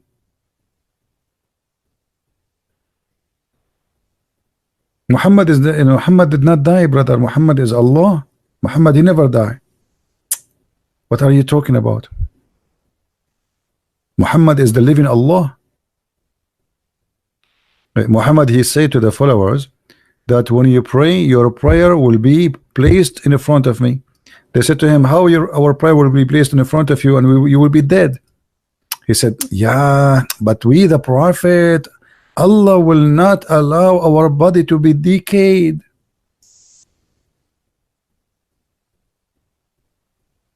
Is that correct, Fadi?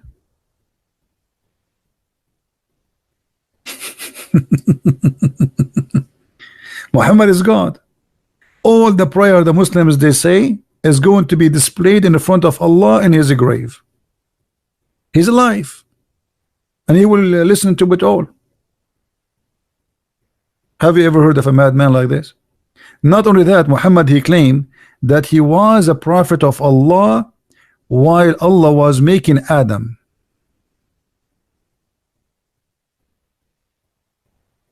Harun, what does that mean?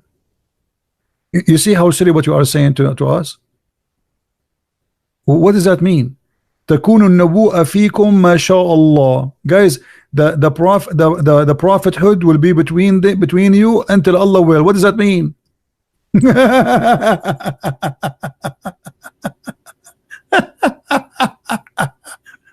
Here we go.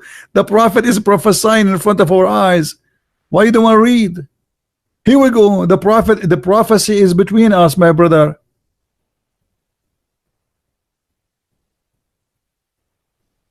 What do you mean what do you mean it happened? How this hadith happened? I mean, this guy is literally suffering from mental illness. Let me find the hadith.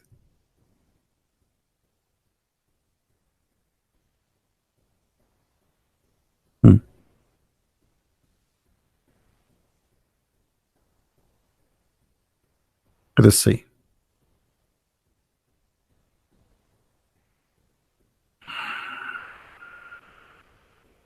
I cannot even find the hadith. Give me the hadith, man. Give me the hadith. Post a link for us so we can laugh. Give me the whole hadith. Post it. It's not in this website. So we can laugh. Don't quote for me 2 words. All of this happened.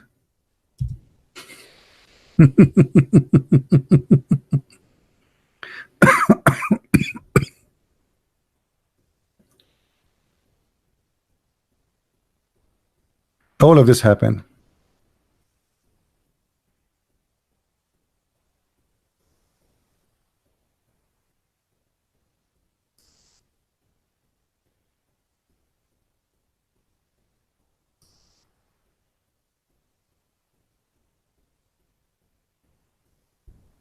Now look at this hadith. Is that correct? Hadith, Fadi? Narrated to me, he said, the Messenger of Allah said, the caliphate will be in my ummah for 30 years. Is that correct? Is that number is correct, Fadi?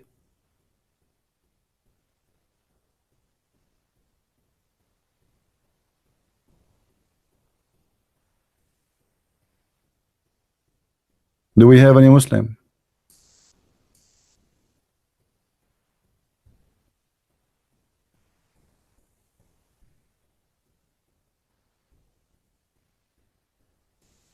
No Muslims.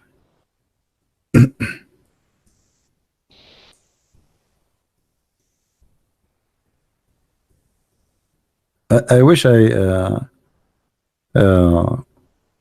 have the video of the last time Fadi he called me so we can play it, so we just for a laugh.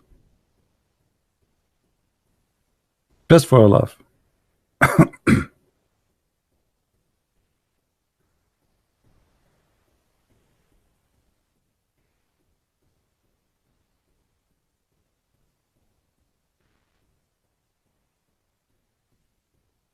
Any Abdul?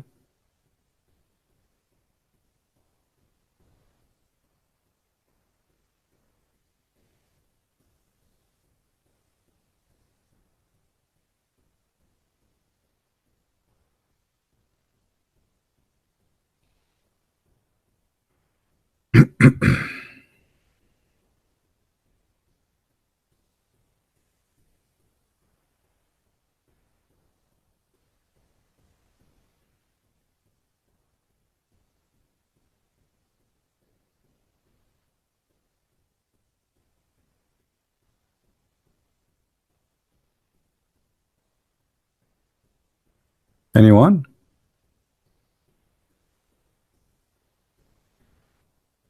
Mayday. Are we out of them?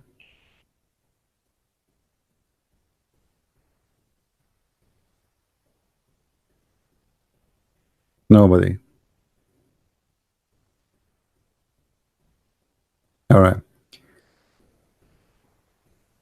Uh,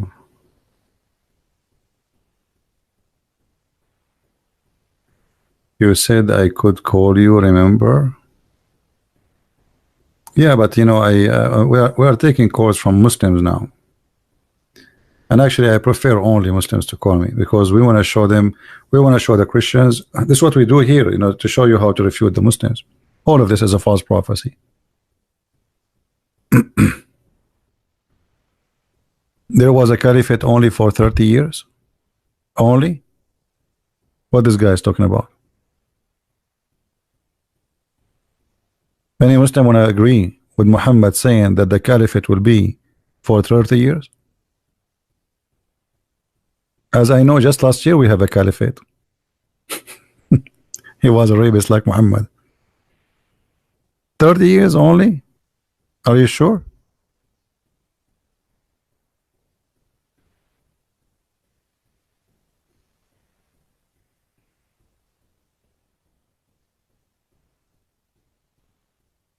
Anyone?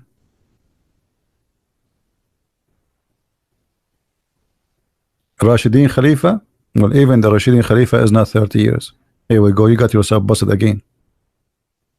You see, I never saw a Muslim he know what he's talking about. Muslims are just weird. I don't know.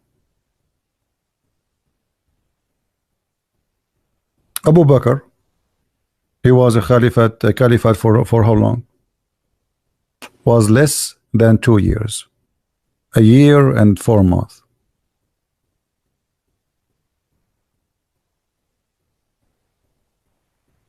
Hmm?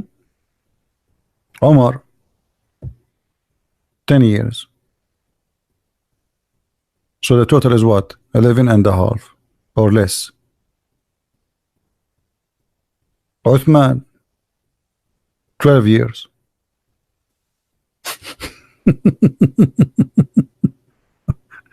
The total is what? 24 and a half.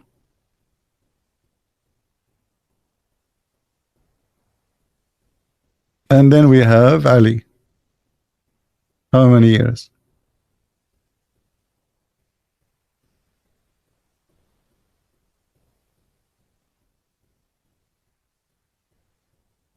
Proven Muhammad to be a false prophet, 5 years. But he said 30.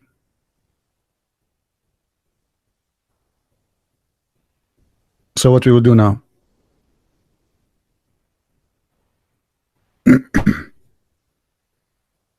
Should we change the date to make it fit with Muhammad? Prophecy. Same time, he did not say the caliphate who they are. You called them Rashidin. He said the Khilafah, the caliphate, all the caliphate, and the caliphate was long after him. Hmm?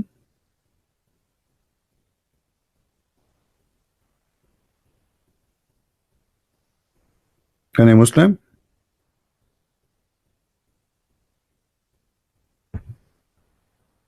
So even if we calculate the caliphate, we will reach less than 28 and a half. Because the first one did not even complete a year and 4 months, which means we cannot count 2 years. And then the second one is 10 years. And then the third one is 12 years. And the last one is 5 years. So your prophecy, even this one, is false. Try something else.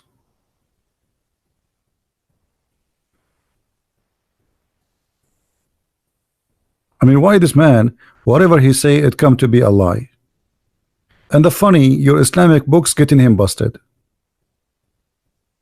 I mean, you know, sometimes you feel like the Muslims, they are working against their prophet. They are getting him busted.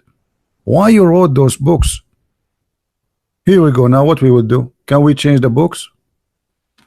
Muhammad, he said 30 years. What we will do?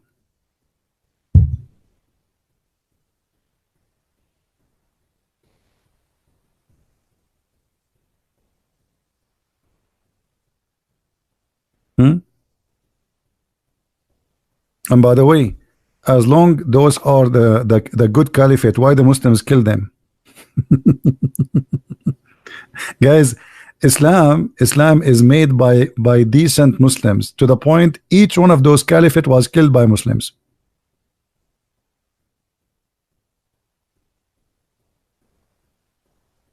Fadi, if you don't stop posting this stupid thing, I will ban you, because you have to show me the hadith, you donkey. I keep saying to you, post it, you post it, I will show it in the screen.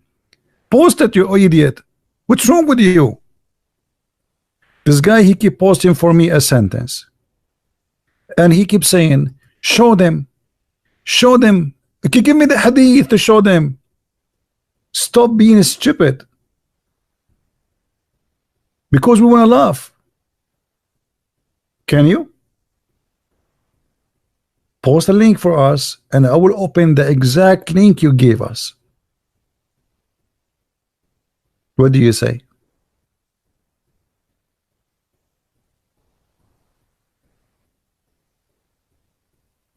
Challenge, because this hadith is a good hadith for me. We want to love.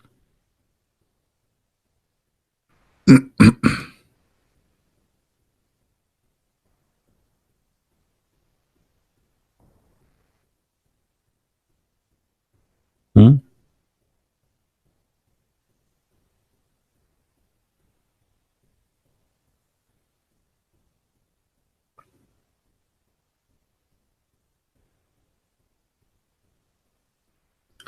Any Abdul?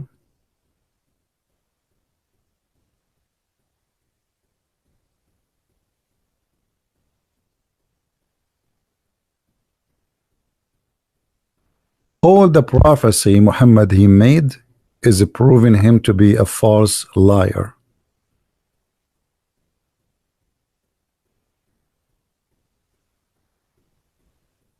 What do you say, Fadi?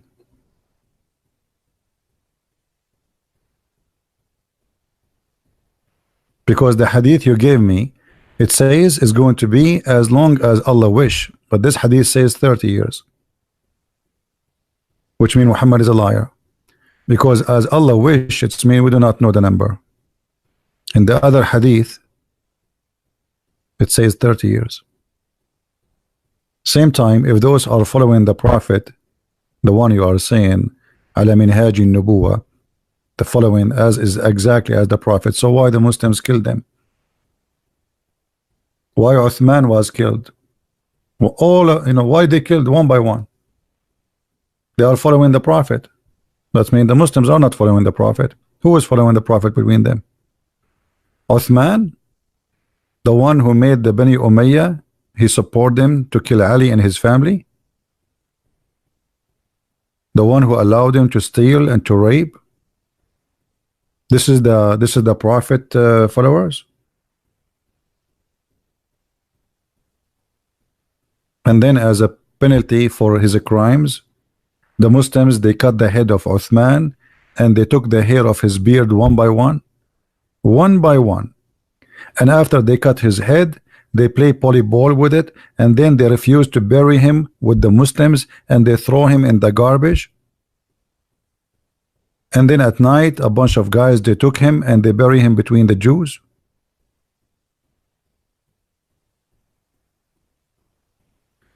The prophet, he prophesied they will get killed. Where he prophesied they will get killed? Show me the hadith. Show me the hadith so we can laugh. Guys, the prophet, he prophesied he will get killed. He said they will get killed. Show me the hadith so we can laugh. Oh boy. And why you are what's wrong with Muslims? Why they want to choose only certain things? Okay, here we go. Your prophet, he prophesied that this guy, before he die, the judgment day will come. So what you are saying to me, that you believe that there is some prophecy Muhammad he said is true, and some prophecies he said it's a lie. The fact, none of them is true.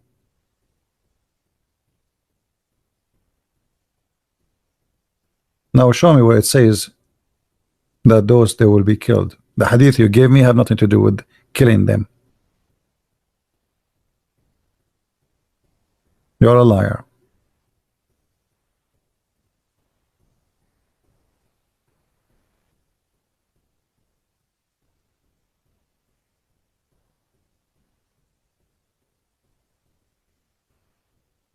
This is the only kid we have here. Like from all the Muslims, there's only one kid. You have no idea what to say.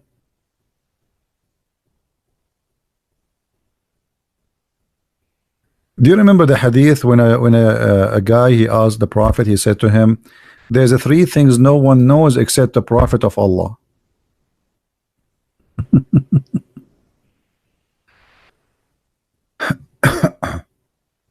The Quran has so many books written after by scholars just to cover up the violence and the stupid. I don't know what they mean has so many books written after the scholars. You mean tafsir? I'm not sure what you mean.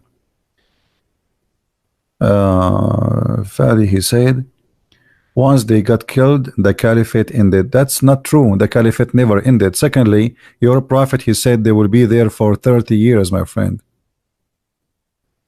The total number of the caliphate is not even 28 years. So your prophet again is a liar. Did your prophet say 30 years?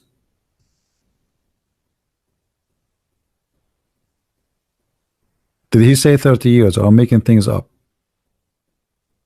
Can you calculate for us the years of the caliphate?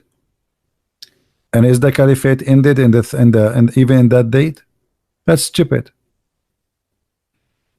So you are saying that the caliphate after those four, they were not following Muhammad?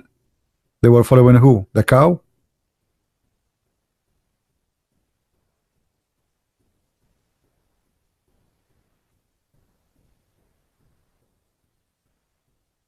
My books is already in Africa, my friend. I have picture. People send me their selfie of with their books from Nigeria, from Ethiopia. It's already there.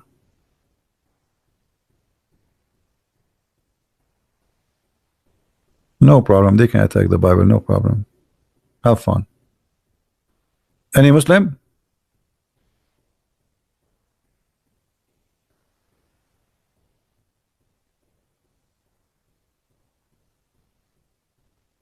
Anyone?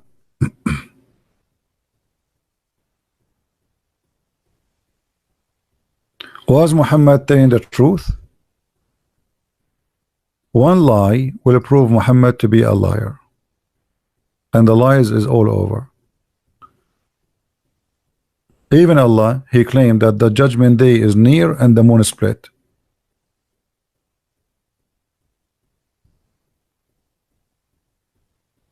Right? And we are waiting for Gog and Magog to appear. And we will fight Gog and Magog by arrows.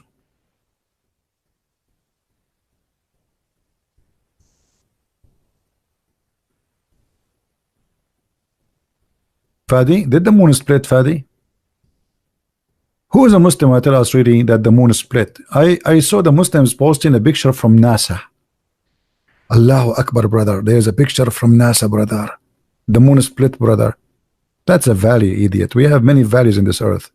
We have even bigger. We have the Grand Canyon. But that does not mean the earth is split. Idiot.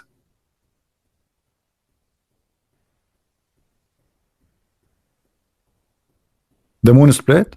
Are you sure? And this was a judgment day? So what happened? Allah changed his mind after he split the moon? He said to himself, it's too early now. I'm not going to do judgment day now. I will put the moon together and I will do it later. Was this is a false prophecy or what?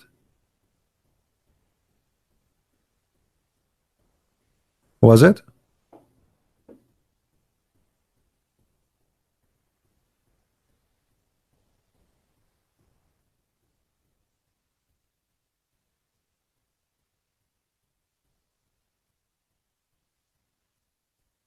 Anyone?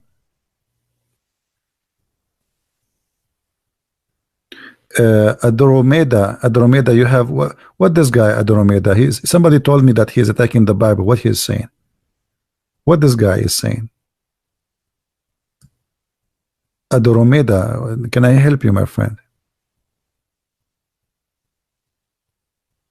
I'm going back in the text to see if he said something.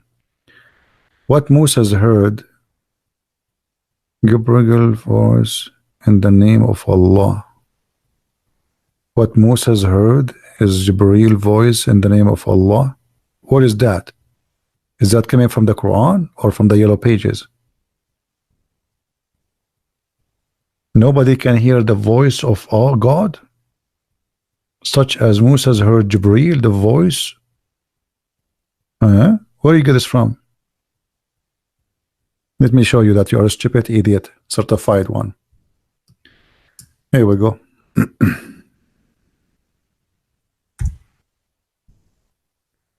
Moses, he heard Jibreel. Are you sure?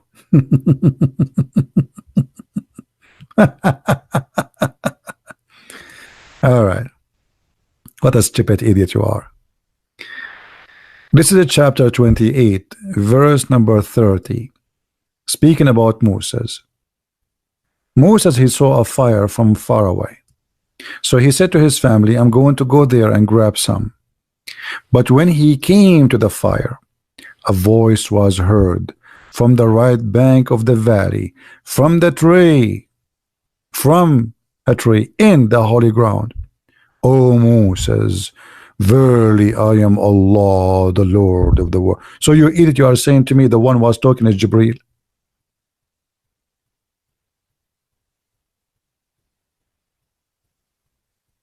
Are you there at the Ramida? Are you saying Muhammad is lying?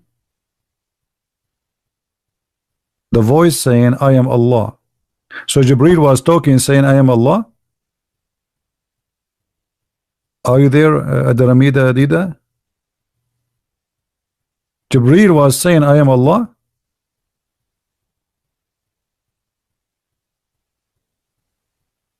Are you there? Don't play dead now. Don't tell me you did not say that. We have a snapshot of it. You said that nobody heard the voice of Allah, and Moses did not hear the voice of Allah. He heard the voice of Jibreel. Quran says no man can speak except the angels. Quran says okay, listen. Do you see the verse I'm showing you and show me the verse in the Quran says nobody can speak to Allah but the angels. I want to see that. I want to see that. I want to learn from you. And the verse we are in front of us, what we would do with it now. The Quran says nobody can speak to Allah except the angels. Show me the verse. I mean, where we get those Muslims from? I'm sure you are not organic. I think they use too much fertilizer. You are out of control. You said Jibreel Moses never spoke to Allah. Okay, let me get you busted. Let me get you busted. Additional to this is nothing. This is the start.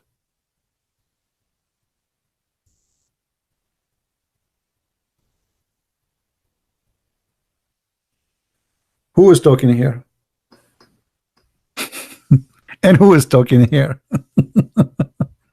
And who is talking here? He said to him, oh my Lord. And who is talking here? And who is talking here? And who is taken here? I mean, you are a certified donkey. Get out of here. Get out. Just let me ban you. We don't have a, you know. What's your Skype? Okay, you have a Skype. That's good. Okay, give me your Skype. I will call you. Give me your Skype. I will add you. I was going to ban you actually, but as long you will call me in Skype, I have forgiven you. All right. Give me your Skype. We will take you as a snack.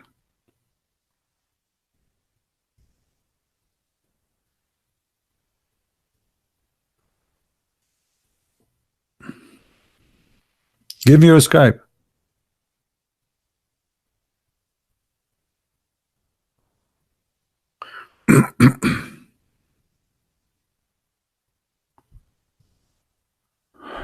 Lord have mercy.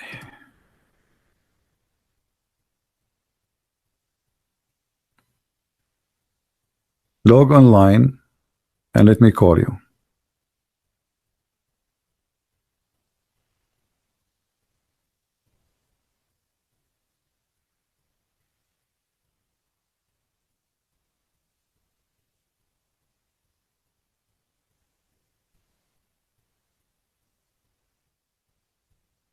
Guys, did he post his Skype?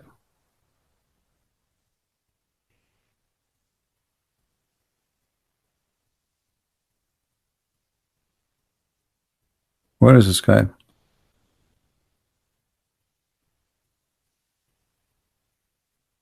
Don't worry about shouting. Let him shout. Give you a Skype. You don't want to talk to me in Skype now. Okay, let me block you then. So you were lying to us. And you idiot, the verse you gave us in the Quran. Just to show you. Okay, I will show the verse you gave us. And here again, you see how the Muslims are really, I feel sorry for them. I really feel sorry for you. This is the verse you choose for us. The Lord of the heaven and the earth, and whatever is between them, the most beneficent. None can dare to speak with him on the day of resurrection.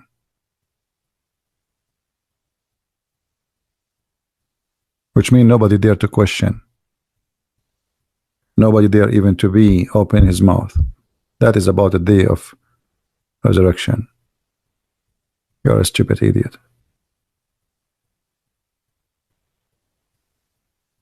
Because Muhammad, he confirmed in the Quran and the Hadith that Allah, this is why Musa, his name is Karimullah, which means the one who Allah spoke to. And Allah, he spoke to Isa. And Allah, he spoke to David. Allah spoke to Solomon. You are an idiot. Here we go. You are, do you see it? Who is talking? Muhammad, reporting what Adam he says to Moses. So stop being silly and stupid.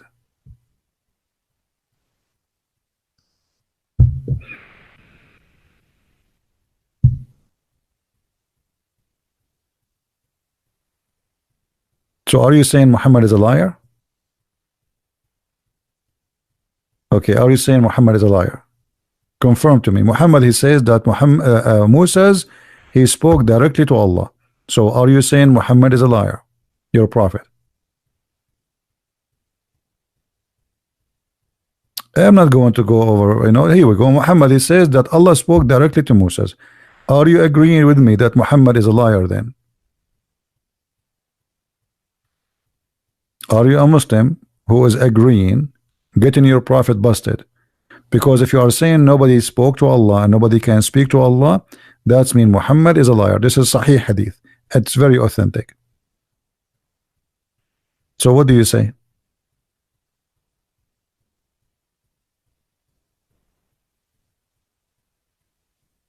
And Jibreel, he said to Moses, I am Allah.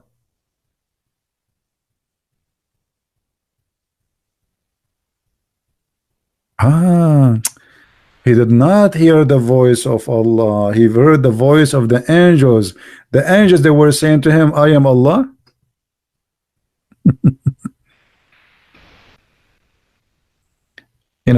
I'm going to block you for a very simple reason.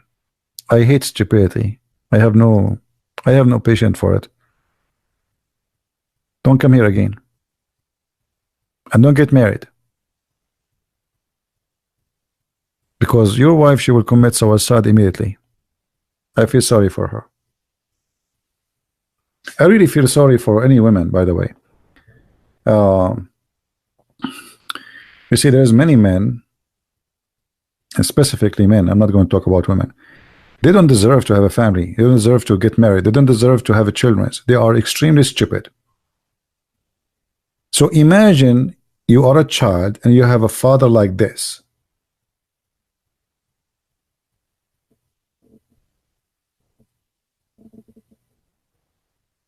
God forbid. Imagine you are a woman and you marry a man like this. Or like the guy who called me yesterday saying to me, yes, it's true. The sun set in the murky water. This is true.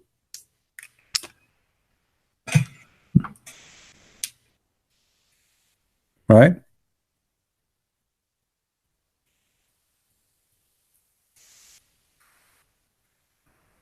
No, I mean, really, there's a lot of people, they are unlucky.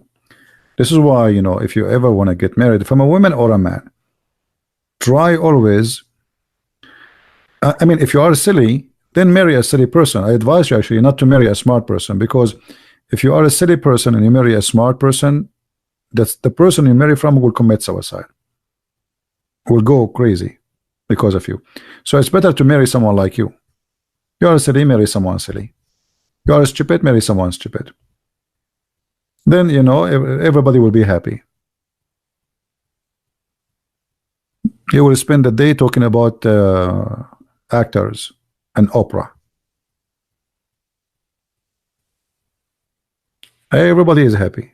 But if one of them is smart and the other one is stupid, then both they will suffer. Even the stupid one will suffer because they cannot understand each other. They cannot even have a conversation together. They are from two different worlds.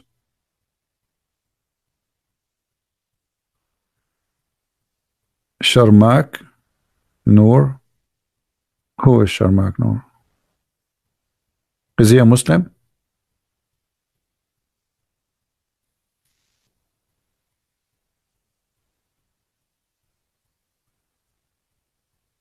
Are you a Muslim, my friend?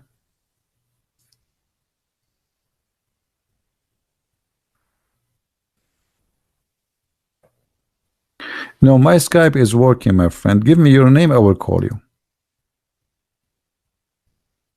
Who said my Skype is not working? Give me your Skype.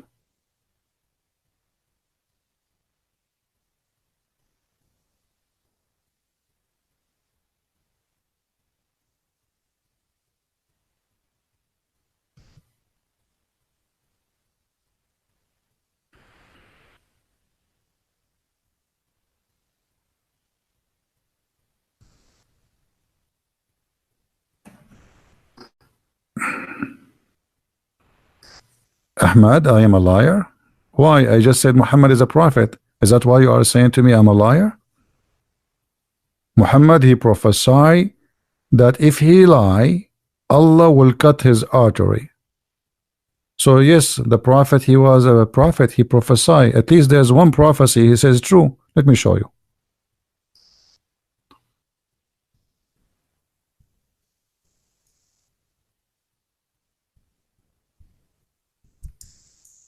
We have to be honest here. The prophet, he said something and it really happened. Read with me. This is Sahih Bukhari. The prophet said that I feel as if my aorta is being cut off from the poison which he ate in Khaybar. What is cut off? Ahmad, are you there? I feel as my aorta.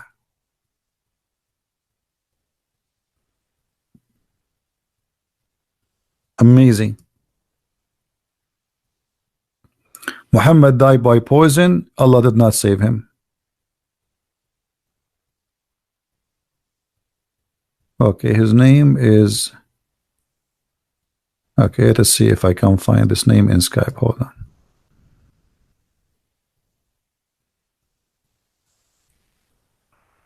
Even though I almost was going to leave. Which one is you? There's many.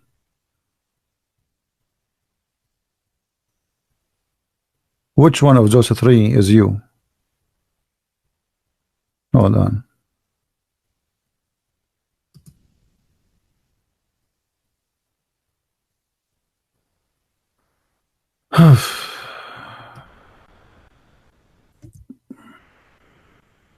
There's three names. All of them, they have the same name. And none of them is online. Come online so I will know. I will be able to recognize you.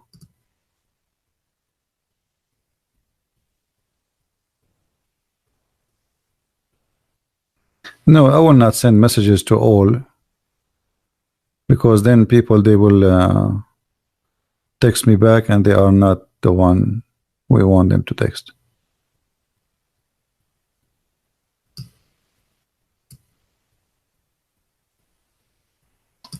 Come online, Shamrak, Sharmak. How you wanna call me? Actually, there's more than 3. There's more, like there's maybe 100. I keep clicking at more, and there's many come out. How I will know which one? Come online. At least I will know that you are the one. Anyway, forget about him. Look at this. Muhammad, he prophesied that if he is lying in the Quran, Allah will cut his artery.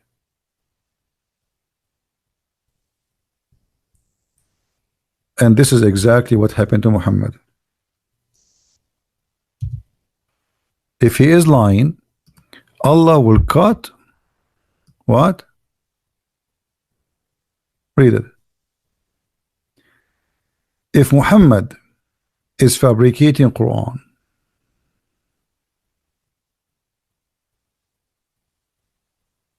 it says as if, so what? As if. That's a good answer. Guys, it says as if. Well, as if, that's mean this is where the pain is. That's mean this is how he die. This is what he feel. Are you saying your prophet was lying? You don't feel that? When I say as if, as if, because it's not yet. He's not dead yet, because if this has happened, he will be dead, you idiot.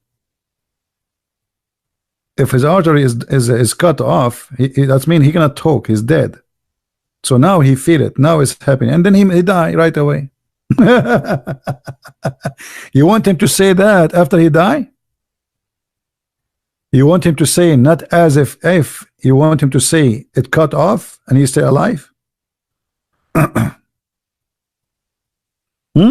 You are very smart.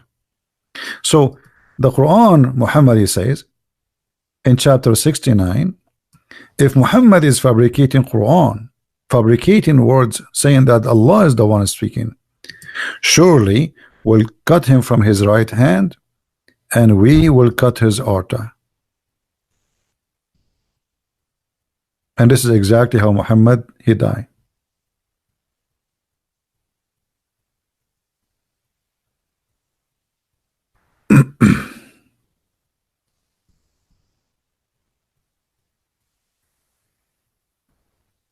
Yeah, a lot of Muslims when they debate me, I cannot find them. Fake hadith? How this hadith is fake? This is Sahih Bukhari. Guys, this is fake hadith. Sahih Bukhari is fake hadith.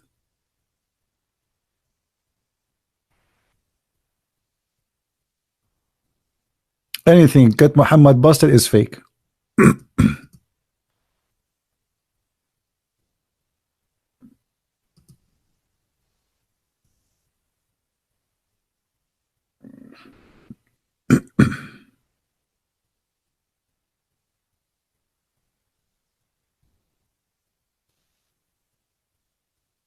Anyone? The one you are giving me the name is not a Muslim.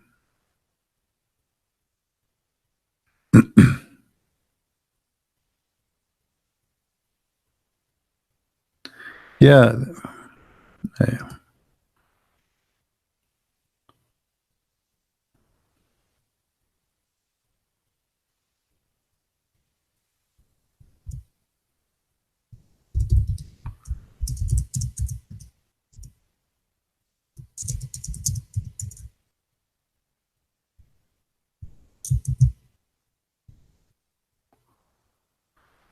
Lord have mercy. Guys, I got it. I got it. Earlier when I call me, I got it. I mean, I'm not blind. Jibril, he sees for me. I don't even look at the screen. I hear Jibril here. Hey, Jibril, do you see? That's it. I get it.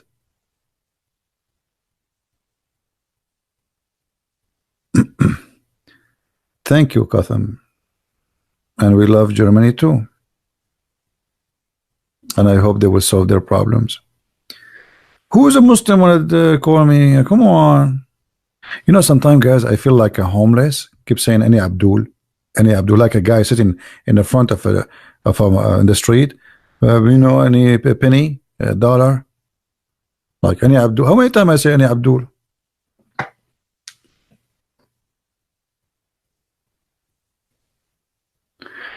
No, no, I just texted you actually. I texted you, but you are not in Skype, and they keep saying to me, "When I call you, when I call you," but you are not even in Skype.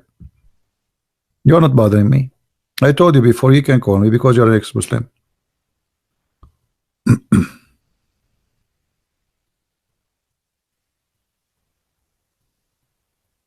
Don't be upset. Don't be upset. You see, many people they get upset from me, but I have too much stress on in my head, and everybody get upset from me easy. Hi, CP. Hello. Hi. How This are is you? Eiler. Hey, Ayla, how Hi. are you? Hi.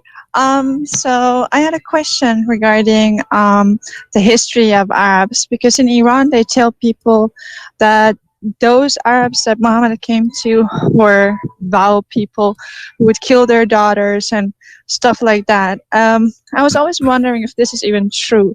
Were they so vile? Did he do that for those people, or is it just a story? No, absolutely, this is false. Because if everybody kill his daughter, then we have no daughters,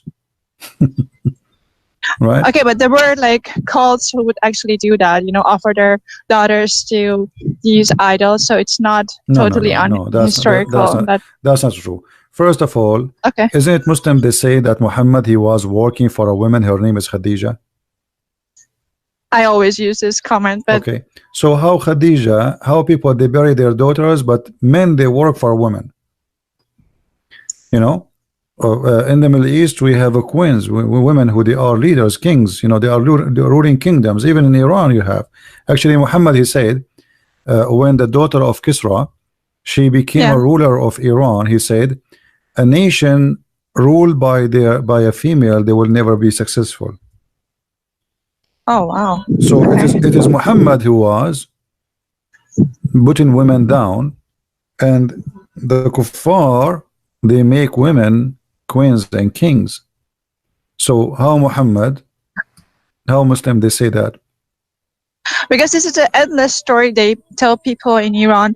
They say Muhammad came in a time where women were abused, and this is how he helped them. And I'm always like, so if he wanted to help, he could, bring Moses his law or Jesus his law to give even your life for your wife. Why would he come up with such stupid things?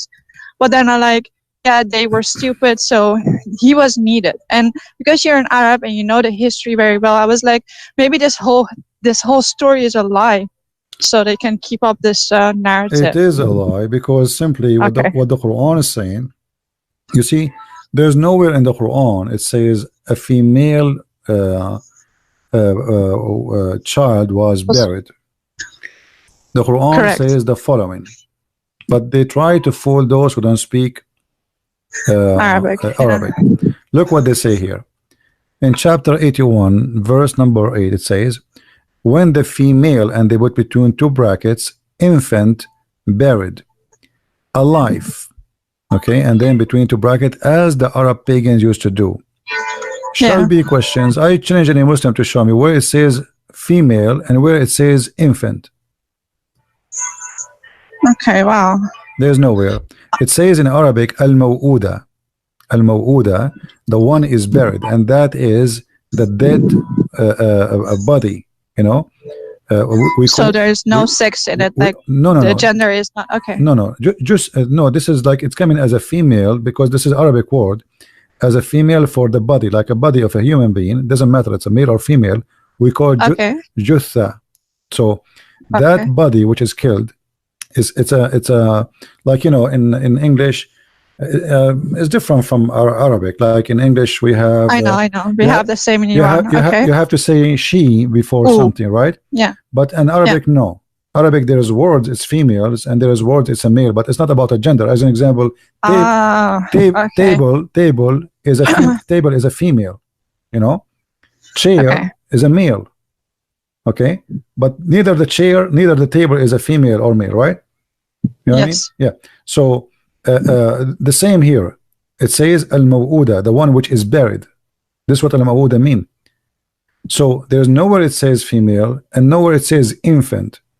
So it's going to be said in which sin or which guilt she was killed. That is the body. She is the body of the dead body. Okay. For what reason she was killed? So when you kill a person, that dead body in the day of resurrection, Allah will ask that this body, for what reason they killed you, what you did, you know, and then everything which is written, which mean the record of everyone will be, you know, like published, and everybody will see his sin. So this is have nothing to do with the Arab, because okay, let us say for the sake of argument that Muhammad, he forbid the people from burying their daughter, where it says they are forbidden from burying. Okay. This is about the judgment day. You know? Oh wow. Okay. In the judgment day, Allah will ask. You see, all this chapter here is about the judgment day. Look, this is a takwir. It says here, when the sun is covered, when the sun round, because the sun now is not round, and then when the stars became darkened, and when the mountains is destroyed, and etc. When and when the sea, and when the souls, you see the word souls.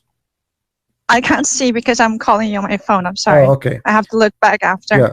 When the souls is going to be joined together with the bodies, and then right away after the word bodies, we see the word is going to be questions. That is the body. In Arabic is, in Arabic here it says al-maw'uda.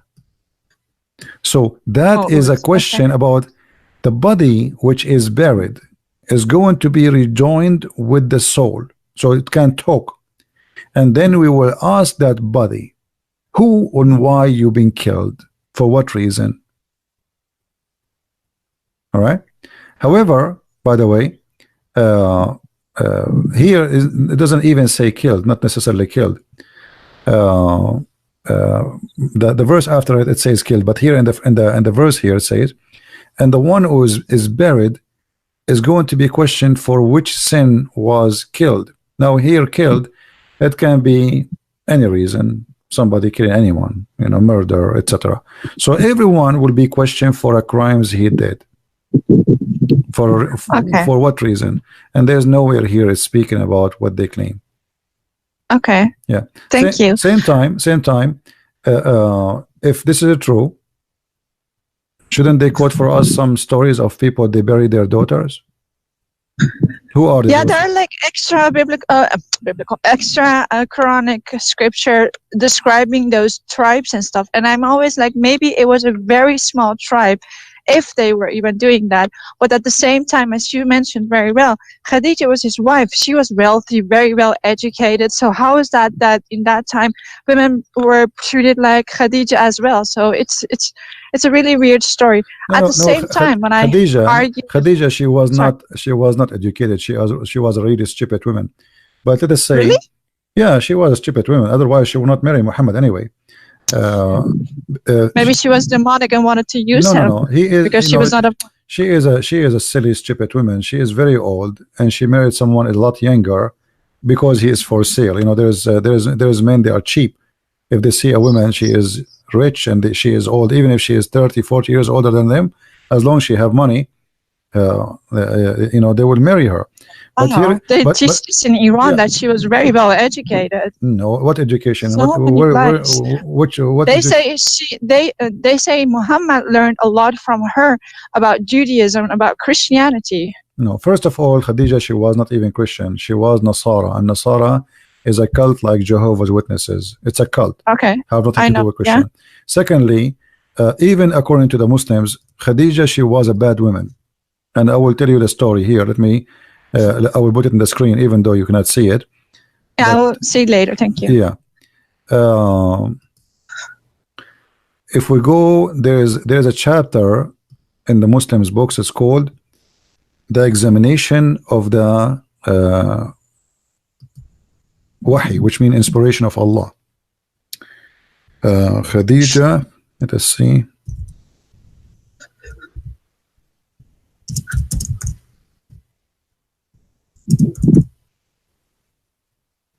Khadija, she examined the wahi of Allah, which mean wahi mean the inspiration. Allah, he sent him guidance, etc.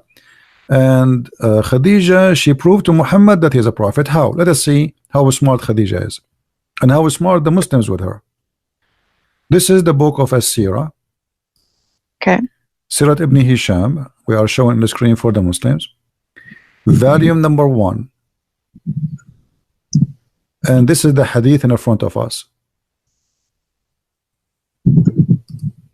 Well, my screen now is frozen a little bit, okay. It says here, I'm going to translate, guys. I'm going to click, this is a Google browser, so I'm going just to choose to translate, even though the translation is not accurate. But we will use it just to prove a point. Okay, now it's coming in English. So Muhammad, he used to see something, but he is not sure what he is seeing. Someone, he come and he sit in the corner of his house, but he don't talk. He don't know who is this guy. He don't talk. This guy, he sit in the corner. So he told Khadija about her, and then Khadija, she told him, next time you see this guy, the one who come to you in the corner, let me know. All right. Okay. So she told him to tell her when he come. Okay, when he come to you, he said, okay, yes, he is here. She said, if he come, tell me, which means if you see him again, tell me. And he come to her, and he told Khadija, okay, I see him. So Khadija, by the way, it doesn't say the Jibreel, this is in the translation, but this is supposedly now they are trying to discover who is Jibreel. He come to me, she said, oh my cousin, sit in my left thigh, the top of your leg, her leg. So hey, the messenger, he stand and he sat in the top of her left thigh. And then she asked him, do you see him? He said, yes, I see him. Okay. Okay. Then she asked him. Wow. Then she asked him, okay, stand up and sit in my right thigh, in the top of her right leg. The prophet, he stood and he sat in the top of her right thigh. And she said to him, after he said there, do you see him? He said, yes. Then Khadija, she asked him to sit in the top of her lap, in the top of her, and she said to him, do you see him? He said, yes. And then after he sat in her lap and he see her, still he see him, she start taking off her clothes, and then she asked the messenger, do you see him? He said, no. She said, glory to Allah, this is an angel, this is not the devil. So wow, Khadija, like, yeah, this is how they have been fooling our whole nation, an entire nation with these. I mean, like, when you expose it, like, everyone will laugh at this, but this is not what we are told in Iran. For years now, we have been told that she was very well educated. Her father was Christian, her mom was a Jew, and everything he learned about, the Abrahamic faith, he learned it from her. That's what we have been told about her. Well, obviously, this is the opposite of the truth. She is educated about striptease, because what does it have to do with God? Yeah. I mean, since when? If I said, have you ever heard of a prophet, his wife, she said to him, sit in my lap, let us see if this is an angel or not. I mean, this is stupid. He was a sex maniac. It's really clear that he was disturbed. The story here proving that Muhammad and Khadija both are stupid. Because why Muhammad did not ask her, what does have to do with seeing a guy in the corner? What are you talking about? Sit in your lap for what? Sit in my left leg, and why she said to him, okay, sit in my right leg now. Like, what will happen? And if she knew that the way to know if by taking off her clothes, okay, what about you take off her clothes from the beginning? The Muslim, they say, because this is an angel, he is shy to see a man and a woman having sex, so he have to leave. So okay, what about we start having sex right away? If he is still there, you know, then we ask Muhammad, did you see him? He will say no. What the point of saying like move in here, sit here?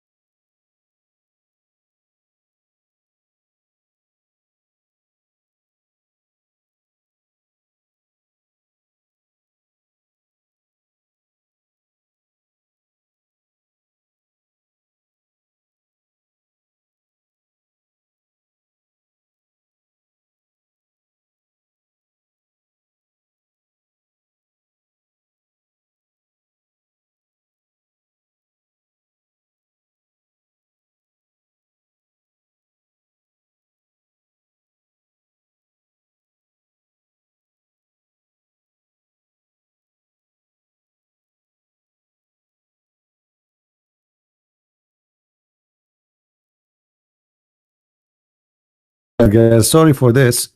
It's my router. My router. I don't know if you can hear me now. Still, my router restart. I have like a schedule restarting for my router. I never thought I would stay until now. Do you still hear me, guys? Am I still heard? All right. I have my router scheduled to restart at this time because I never thought I would do podcast at, you know, at this time in the morning. So I should remember that this will happen. Anyway, we lost our sister here. Let me call her back. But anyway, as you see, this is how stupid this cult is.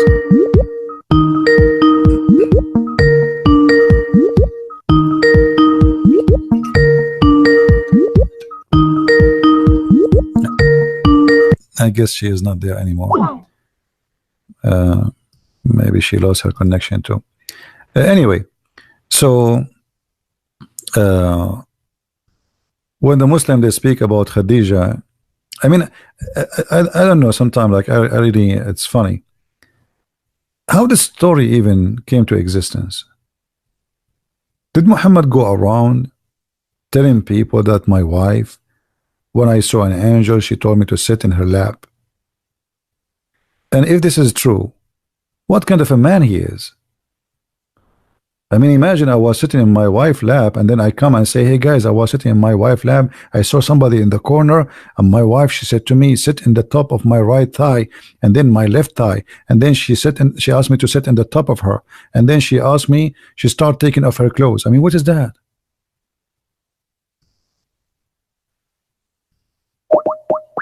Let's see if we can get her back.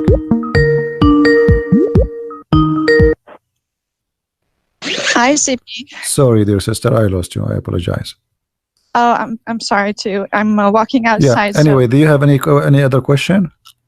Yeah. There are two other questions. One is they keep saying when I say he married a 6-year-old, they keep saying in those times, those girls were very mature, very tall, very this, very that. Right. It sounds nonsensical to me, of course, but just is there anything backing this up?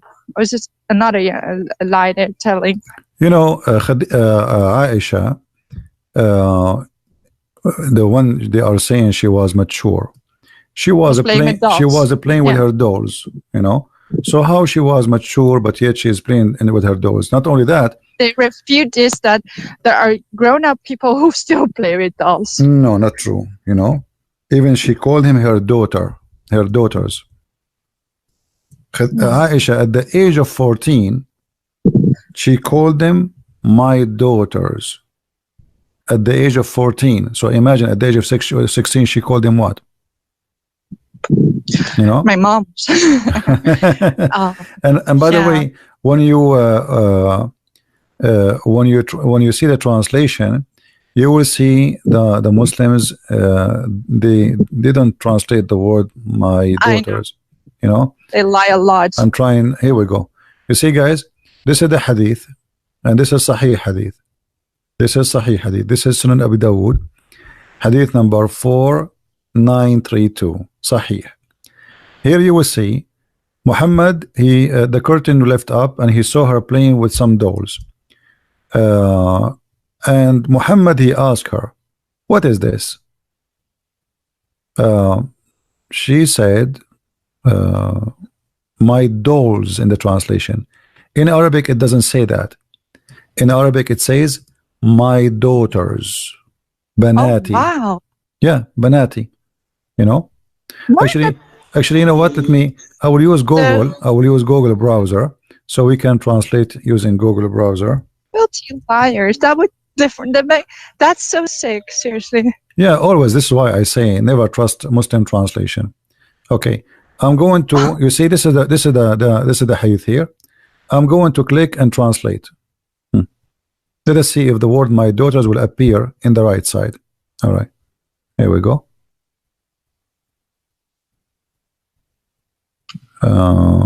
Said Ayub, messenger, blessing, okay.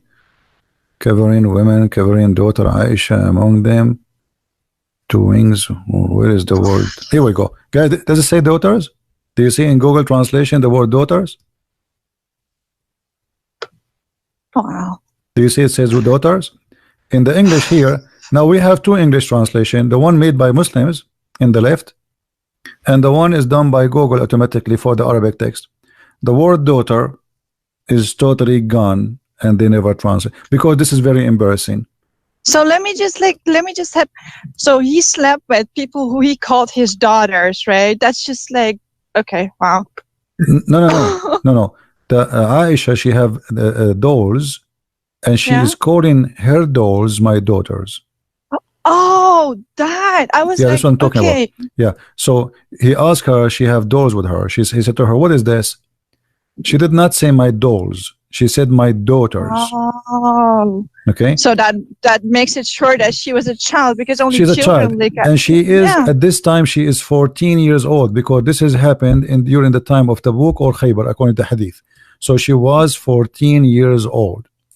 14 years old, and still she believed that her dolls are her daughters.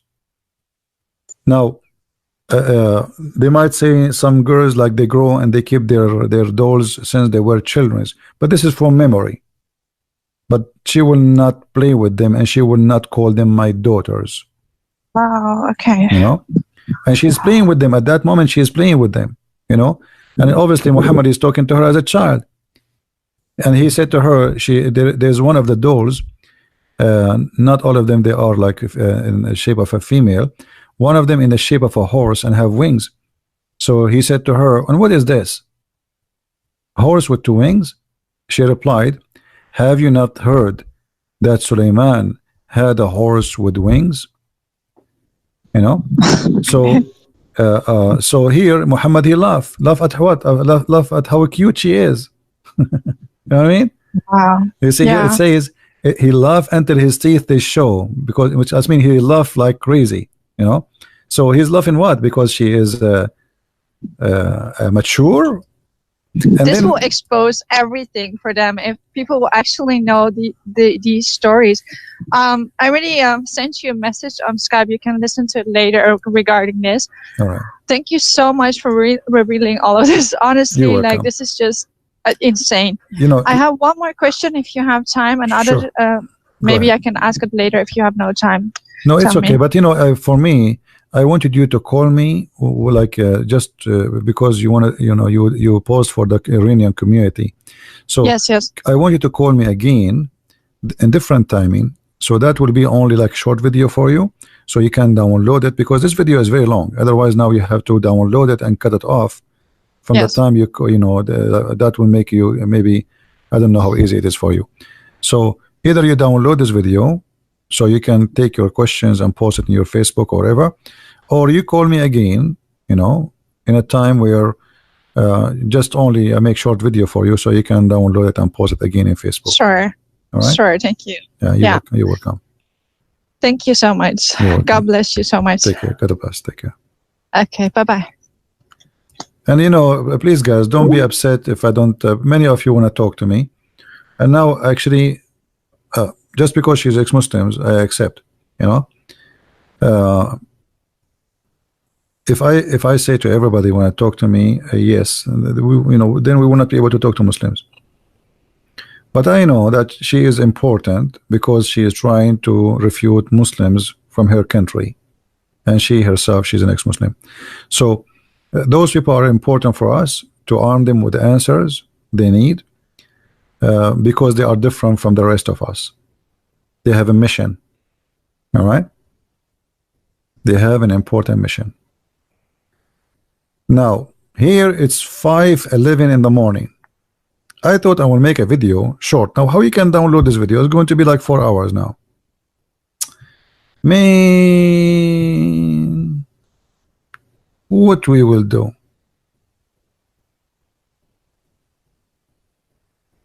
I guess I have to make it again. Anyway, you know, I assure you that Islam not only a silly cult. Islam is very easy cult to defeat.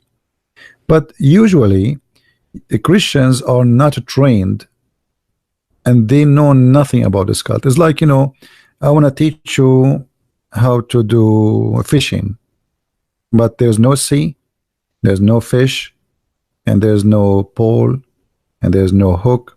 But I want to teach you how to do fishing. That will not work. So what the problem is, the Christians, they go to their churches, they don't talk about any other religion. They don't attack anyone. They don't.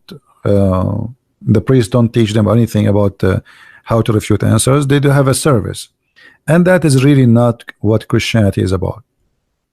That is just a worship. But the church was not a place of worship.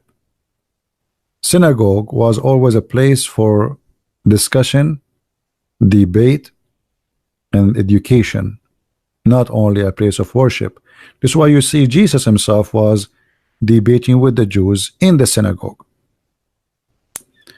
But because they are not doing that, for most of those who call themselves a priest these days, they are doing a business like Muhammad.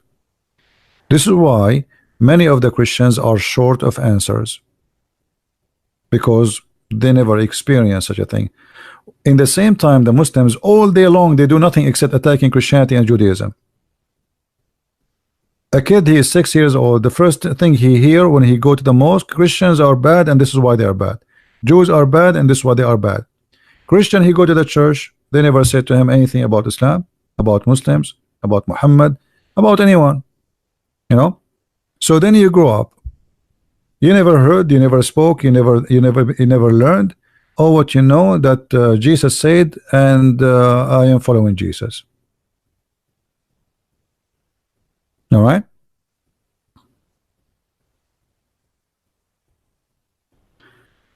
Western churches, no, not true. Not all Western churches. Depend in the person. You know, there's a potatoes and there's tomatoes and there's brave and there's cowards everywhere. So there's many Christian ministers. They are brave and they expose Islam, and there's many they are doing business. You know, if you want to know if your minister is a real minister or not, ask him, what do you think about Islam? If he starts saying to you they are Abrahamic and all this garbage, you know, just know that the minister who is ministering to you, he need to go to school and he is a kid, even if he is 60 years old. How many of you heard Muslims as your church minister saying to you that the Muslims are from Ishmael?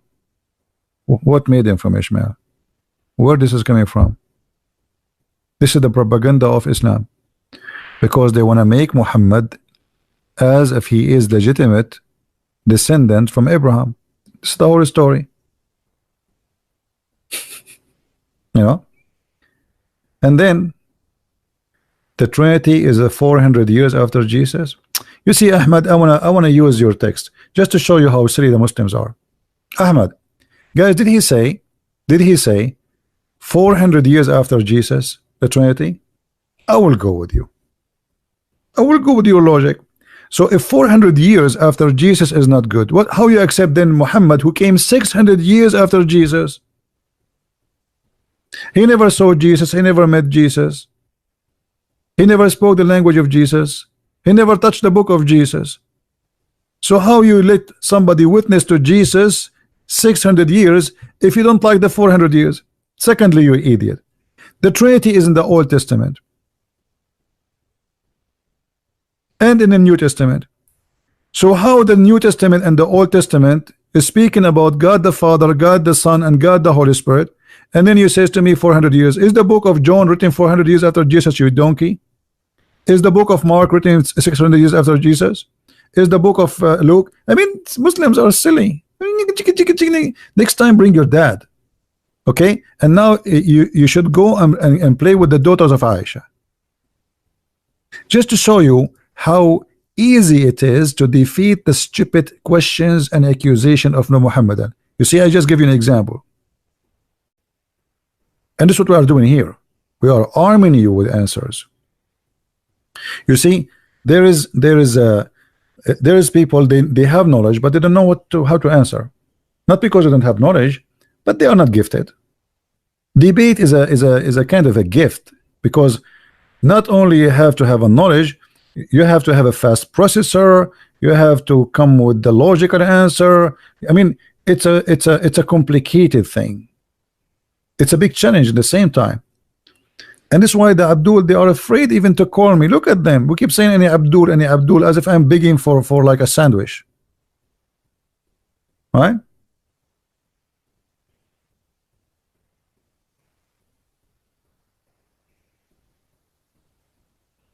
Do we have any Muslim?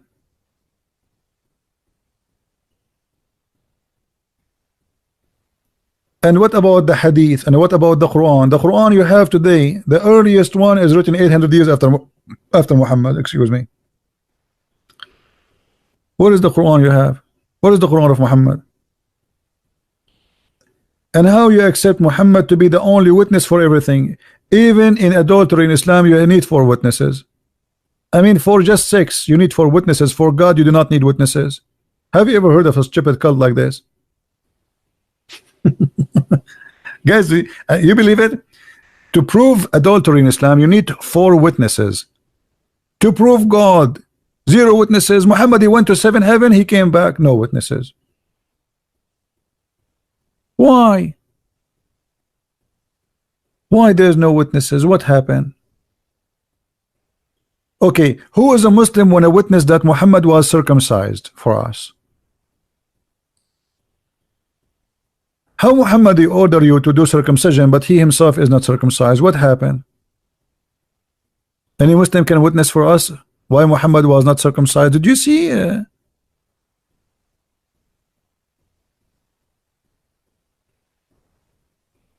Yeah, I know the birds are singing already.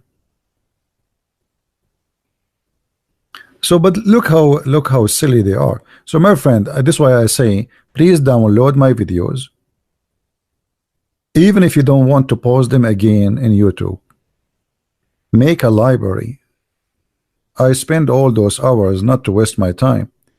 I am doing my best until God knows when, until I die, that before I leave this earth, before the Lord take me, we will arm as many as we can, from Christian children's, youth, and adult, not only to answer the cult of Islam, but to defeat it. Islam is the most stupid cult ever. I mean, I can defeat Islam even if I am in the deep sea and I am not breathing. I can use the Zakir Naik diving umbrella.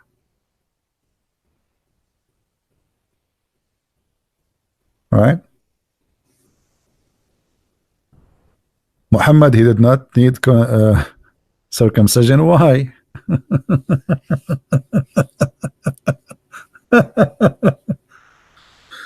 Yeah, right.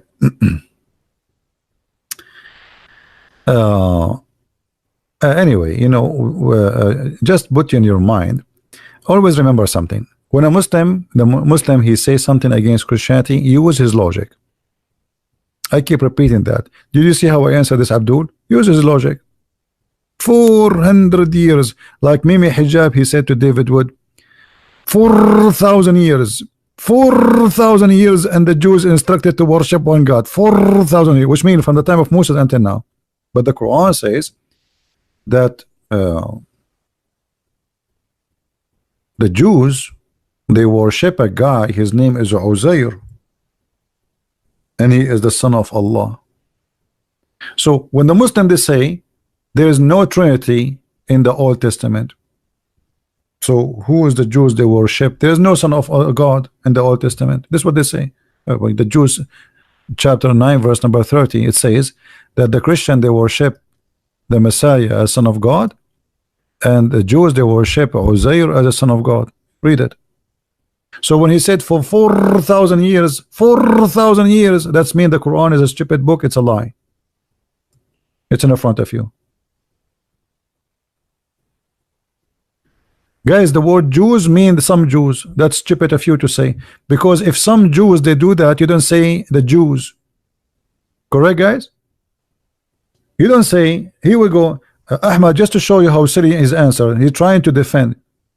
But because we could not find anyone, we could not even find one verse in the Bible mentioning a guy, his name is Uzair. Who is Uzair? Who is this guy Uzair? So Ahmad, he says to us, yes, some of the Jews, where the some of the Jews? If some of the Jews, then you should say some of the Jews. You don't say the Jews. You say here the Jews said.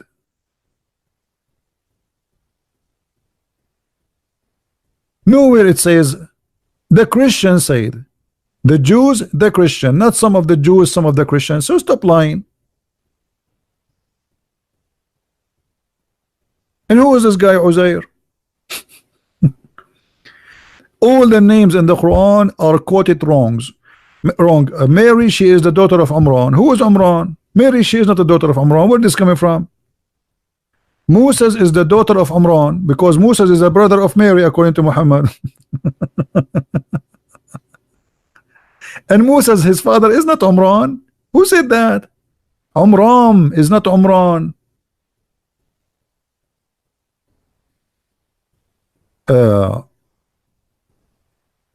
Moses, look at this here as an example.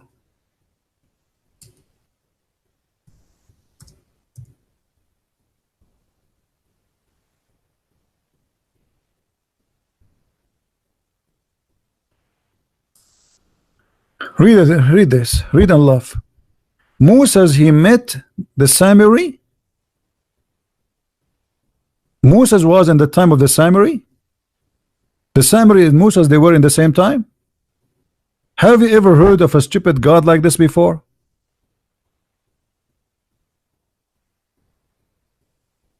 Moses and the Samiri, they are in the same town.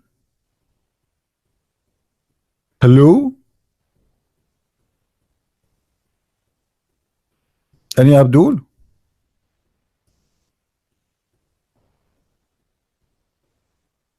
I'm just changing for you the translation so you can see all of them for fun.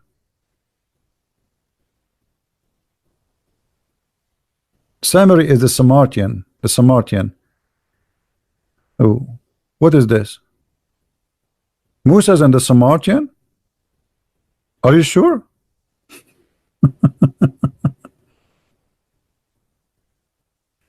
Is it true that the Quran was written in Qurayshi Arabic? I don't believe the Quran was ever written in any language.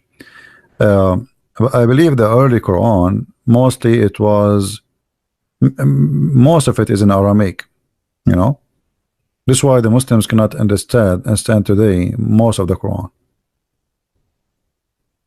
As an example, the story of the seven sleepers.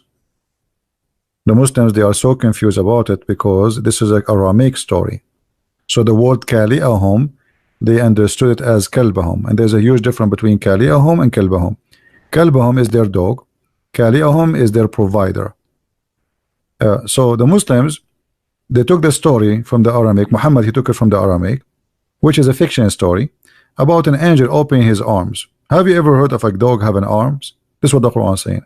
Fatihun zara'ihi.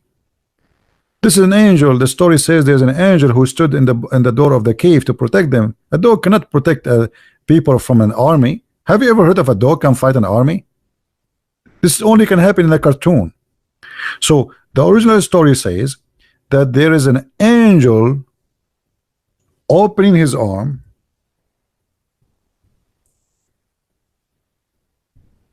to protect them in the gate of the cave. Muhammad, or whoever came after, we are not sure, he said, instead of saying Kali'ahum, he says Kalbahum, which means their dog. So the word imagine the word dog, the word angel became dog. Have you ever heard of this? All of us, we knew that dogs in Islam are considered to be dirty. So how come Allah now is talking about this dog, the famous dog of Allah? By the way, in case you do not know, a dog, Allah, he have a dog. I told you this story before, right?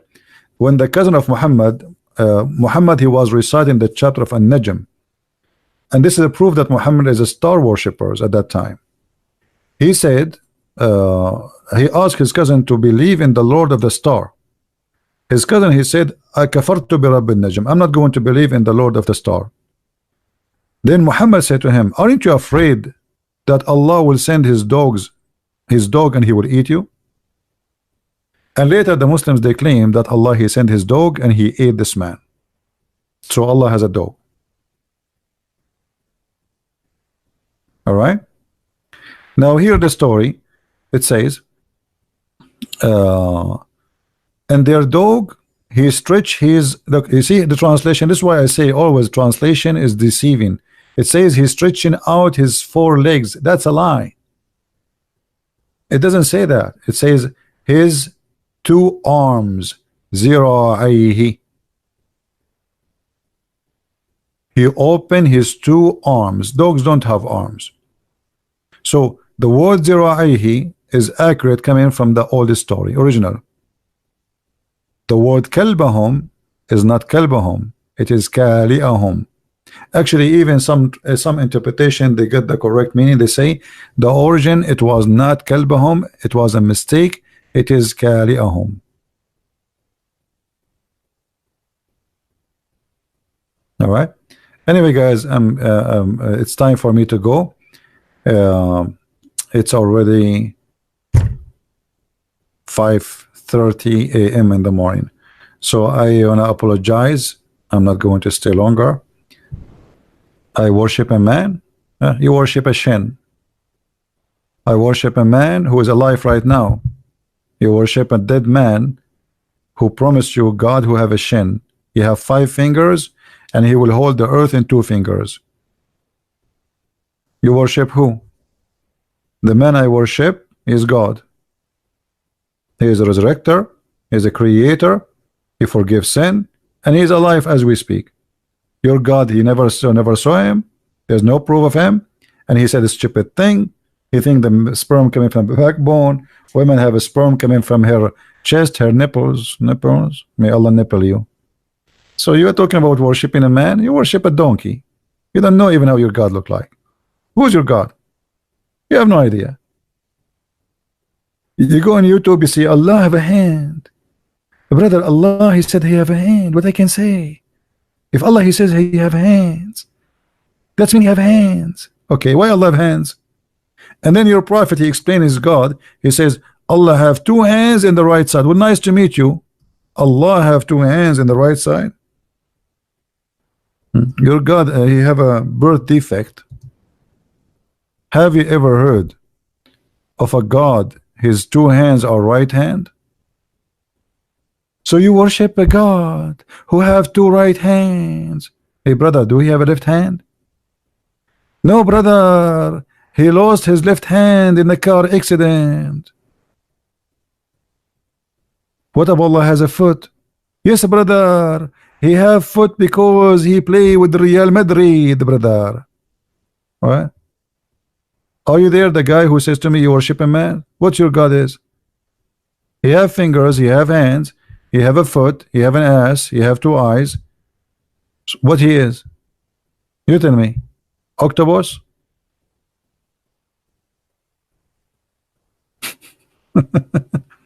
So you complain about Jesus have a you know, what, who's your God, brother? Man, the sun is coming already. How I can sleep now? I can't sleep. Anyway guys, I want to say thank you. Maybe I have to redo this video. Maybe I should take it down, but I will leave it for you so you can download it for a little bit, and we will redo again the same topic. All right. I want to say thank you for everybody for your support, and truly my eyes are not seeing the screen no more. I start seeing a fog in the front of my eyes. Where are you guys? Where are you? I don't see you. Oh, this is not. Oh, this is Jibril. I just touched Jibril in front of me. Yeah, my eyes, you can tell they are getting tired, and it's time to go. Before I was saying it's time to go 15 minutes ago. I hate you all. Anyway, thank you guys, and our God is awesome God, and Islam is the most silly stupid cult. Keep listening, keep learning, read my books, and we have thousands of videos. All of them, they are for free. They are made for you. Even if you are a poor, you do not need to buy my books to learn about Islam. I'm here for you, my friend. I am here for the poor before the rich. I am here for the one who want to learn, male or female, adult or a child. I am here for you until I die. So please educate yourself, download the videos, watch them, take reference, and then you will see how powerful you will be, because our weakness is our ignorance. And this is why they would love to debate you. But look, I stay here for how many hours? How many Muslims call? 0. Because they knew they are no match. The Lord is my witness that they have no witness. They witness for Allah, but they never saw him. They witness for Muhammad, but they never met him.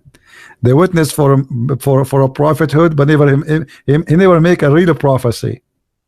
All of them, they are false and stupid. So be my witness. We are victorious, and they are being defeated with their cult every day. And we want to save the Muslims. We are not fighting the Muslims. We are fighting the cult of Islam. We are defeating the belief. We don't want to defeat a poor Muslim. They are poor people. They have been lied to. They've been fooled, and they think they are doing the right thing. Jesus says time will come, and people will think by killing you they are doing favor to God. And this is exactly what they do. They are poor people who've been fooled, be deceived by a man, his name is Muhammad, and his devil, his name is Allah, and yet they want to claim that by killing us they are going to go to heaven. Killing will not take you to heaven, will take you to hell. You better enjoy it. Thank you guys. Christ is Lord, Islam is false, and see you soon again. Take care. Bye-bye.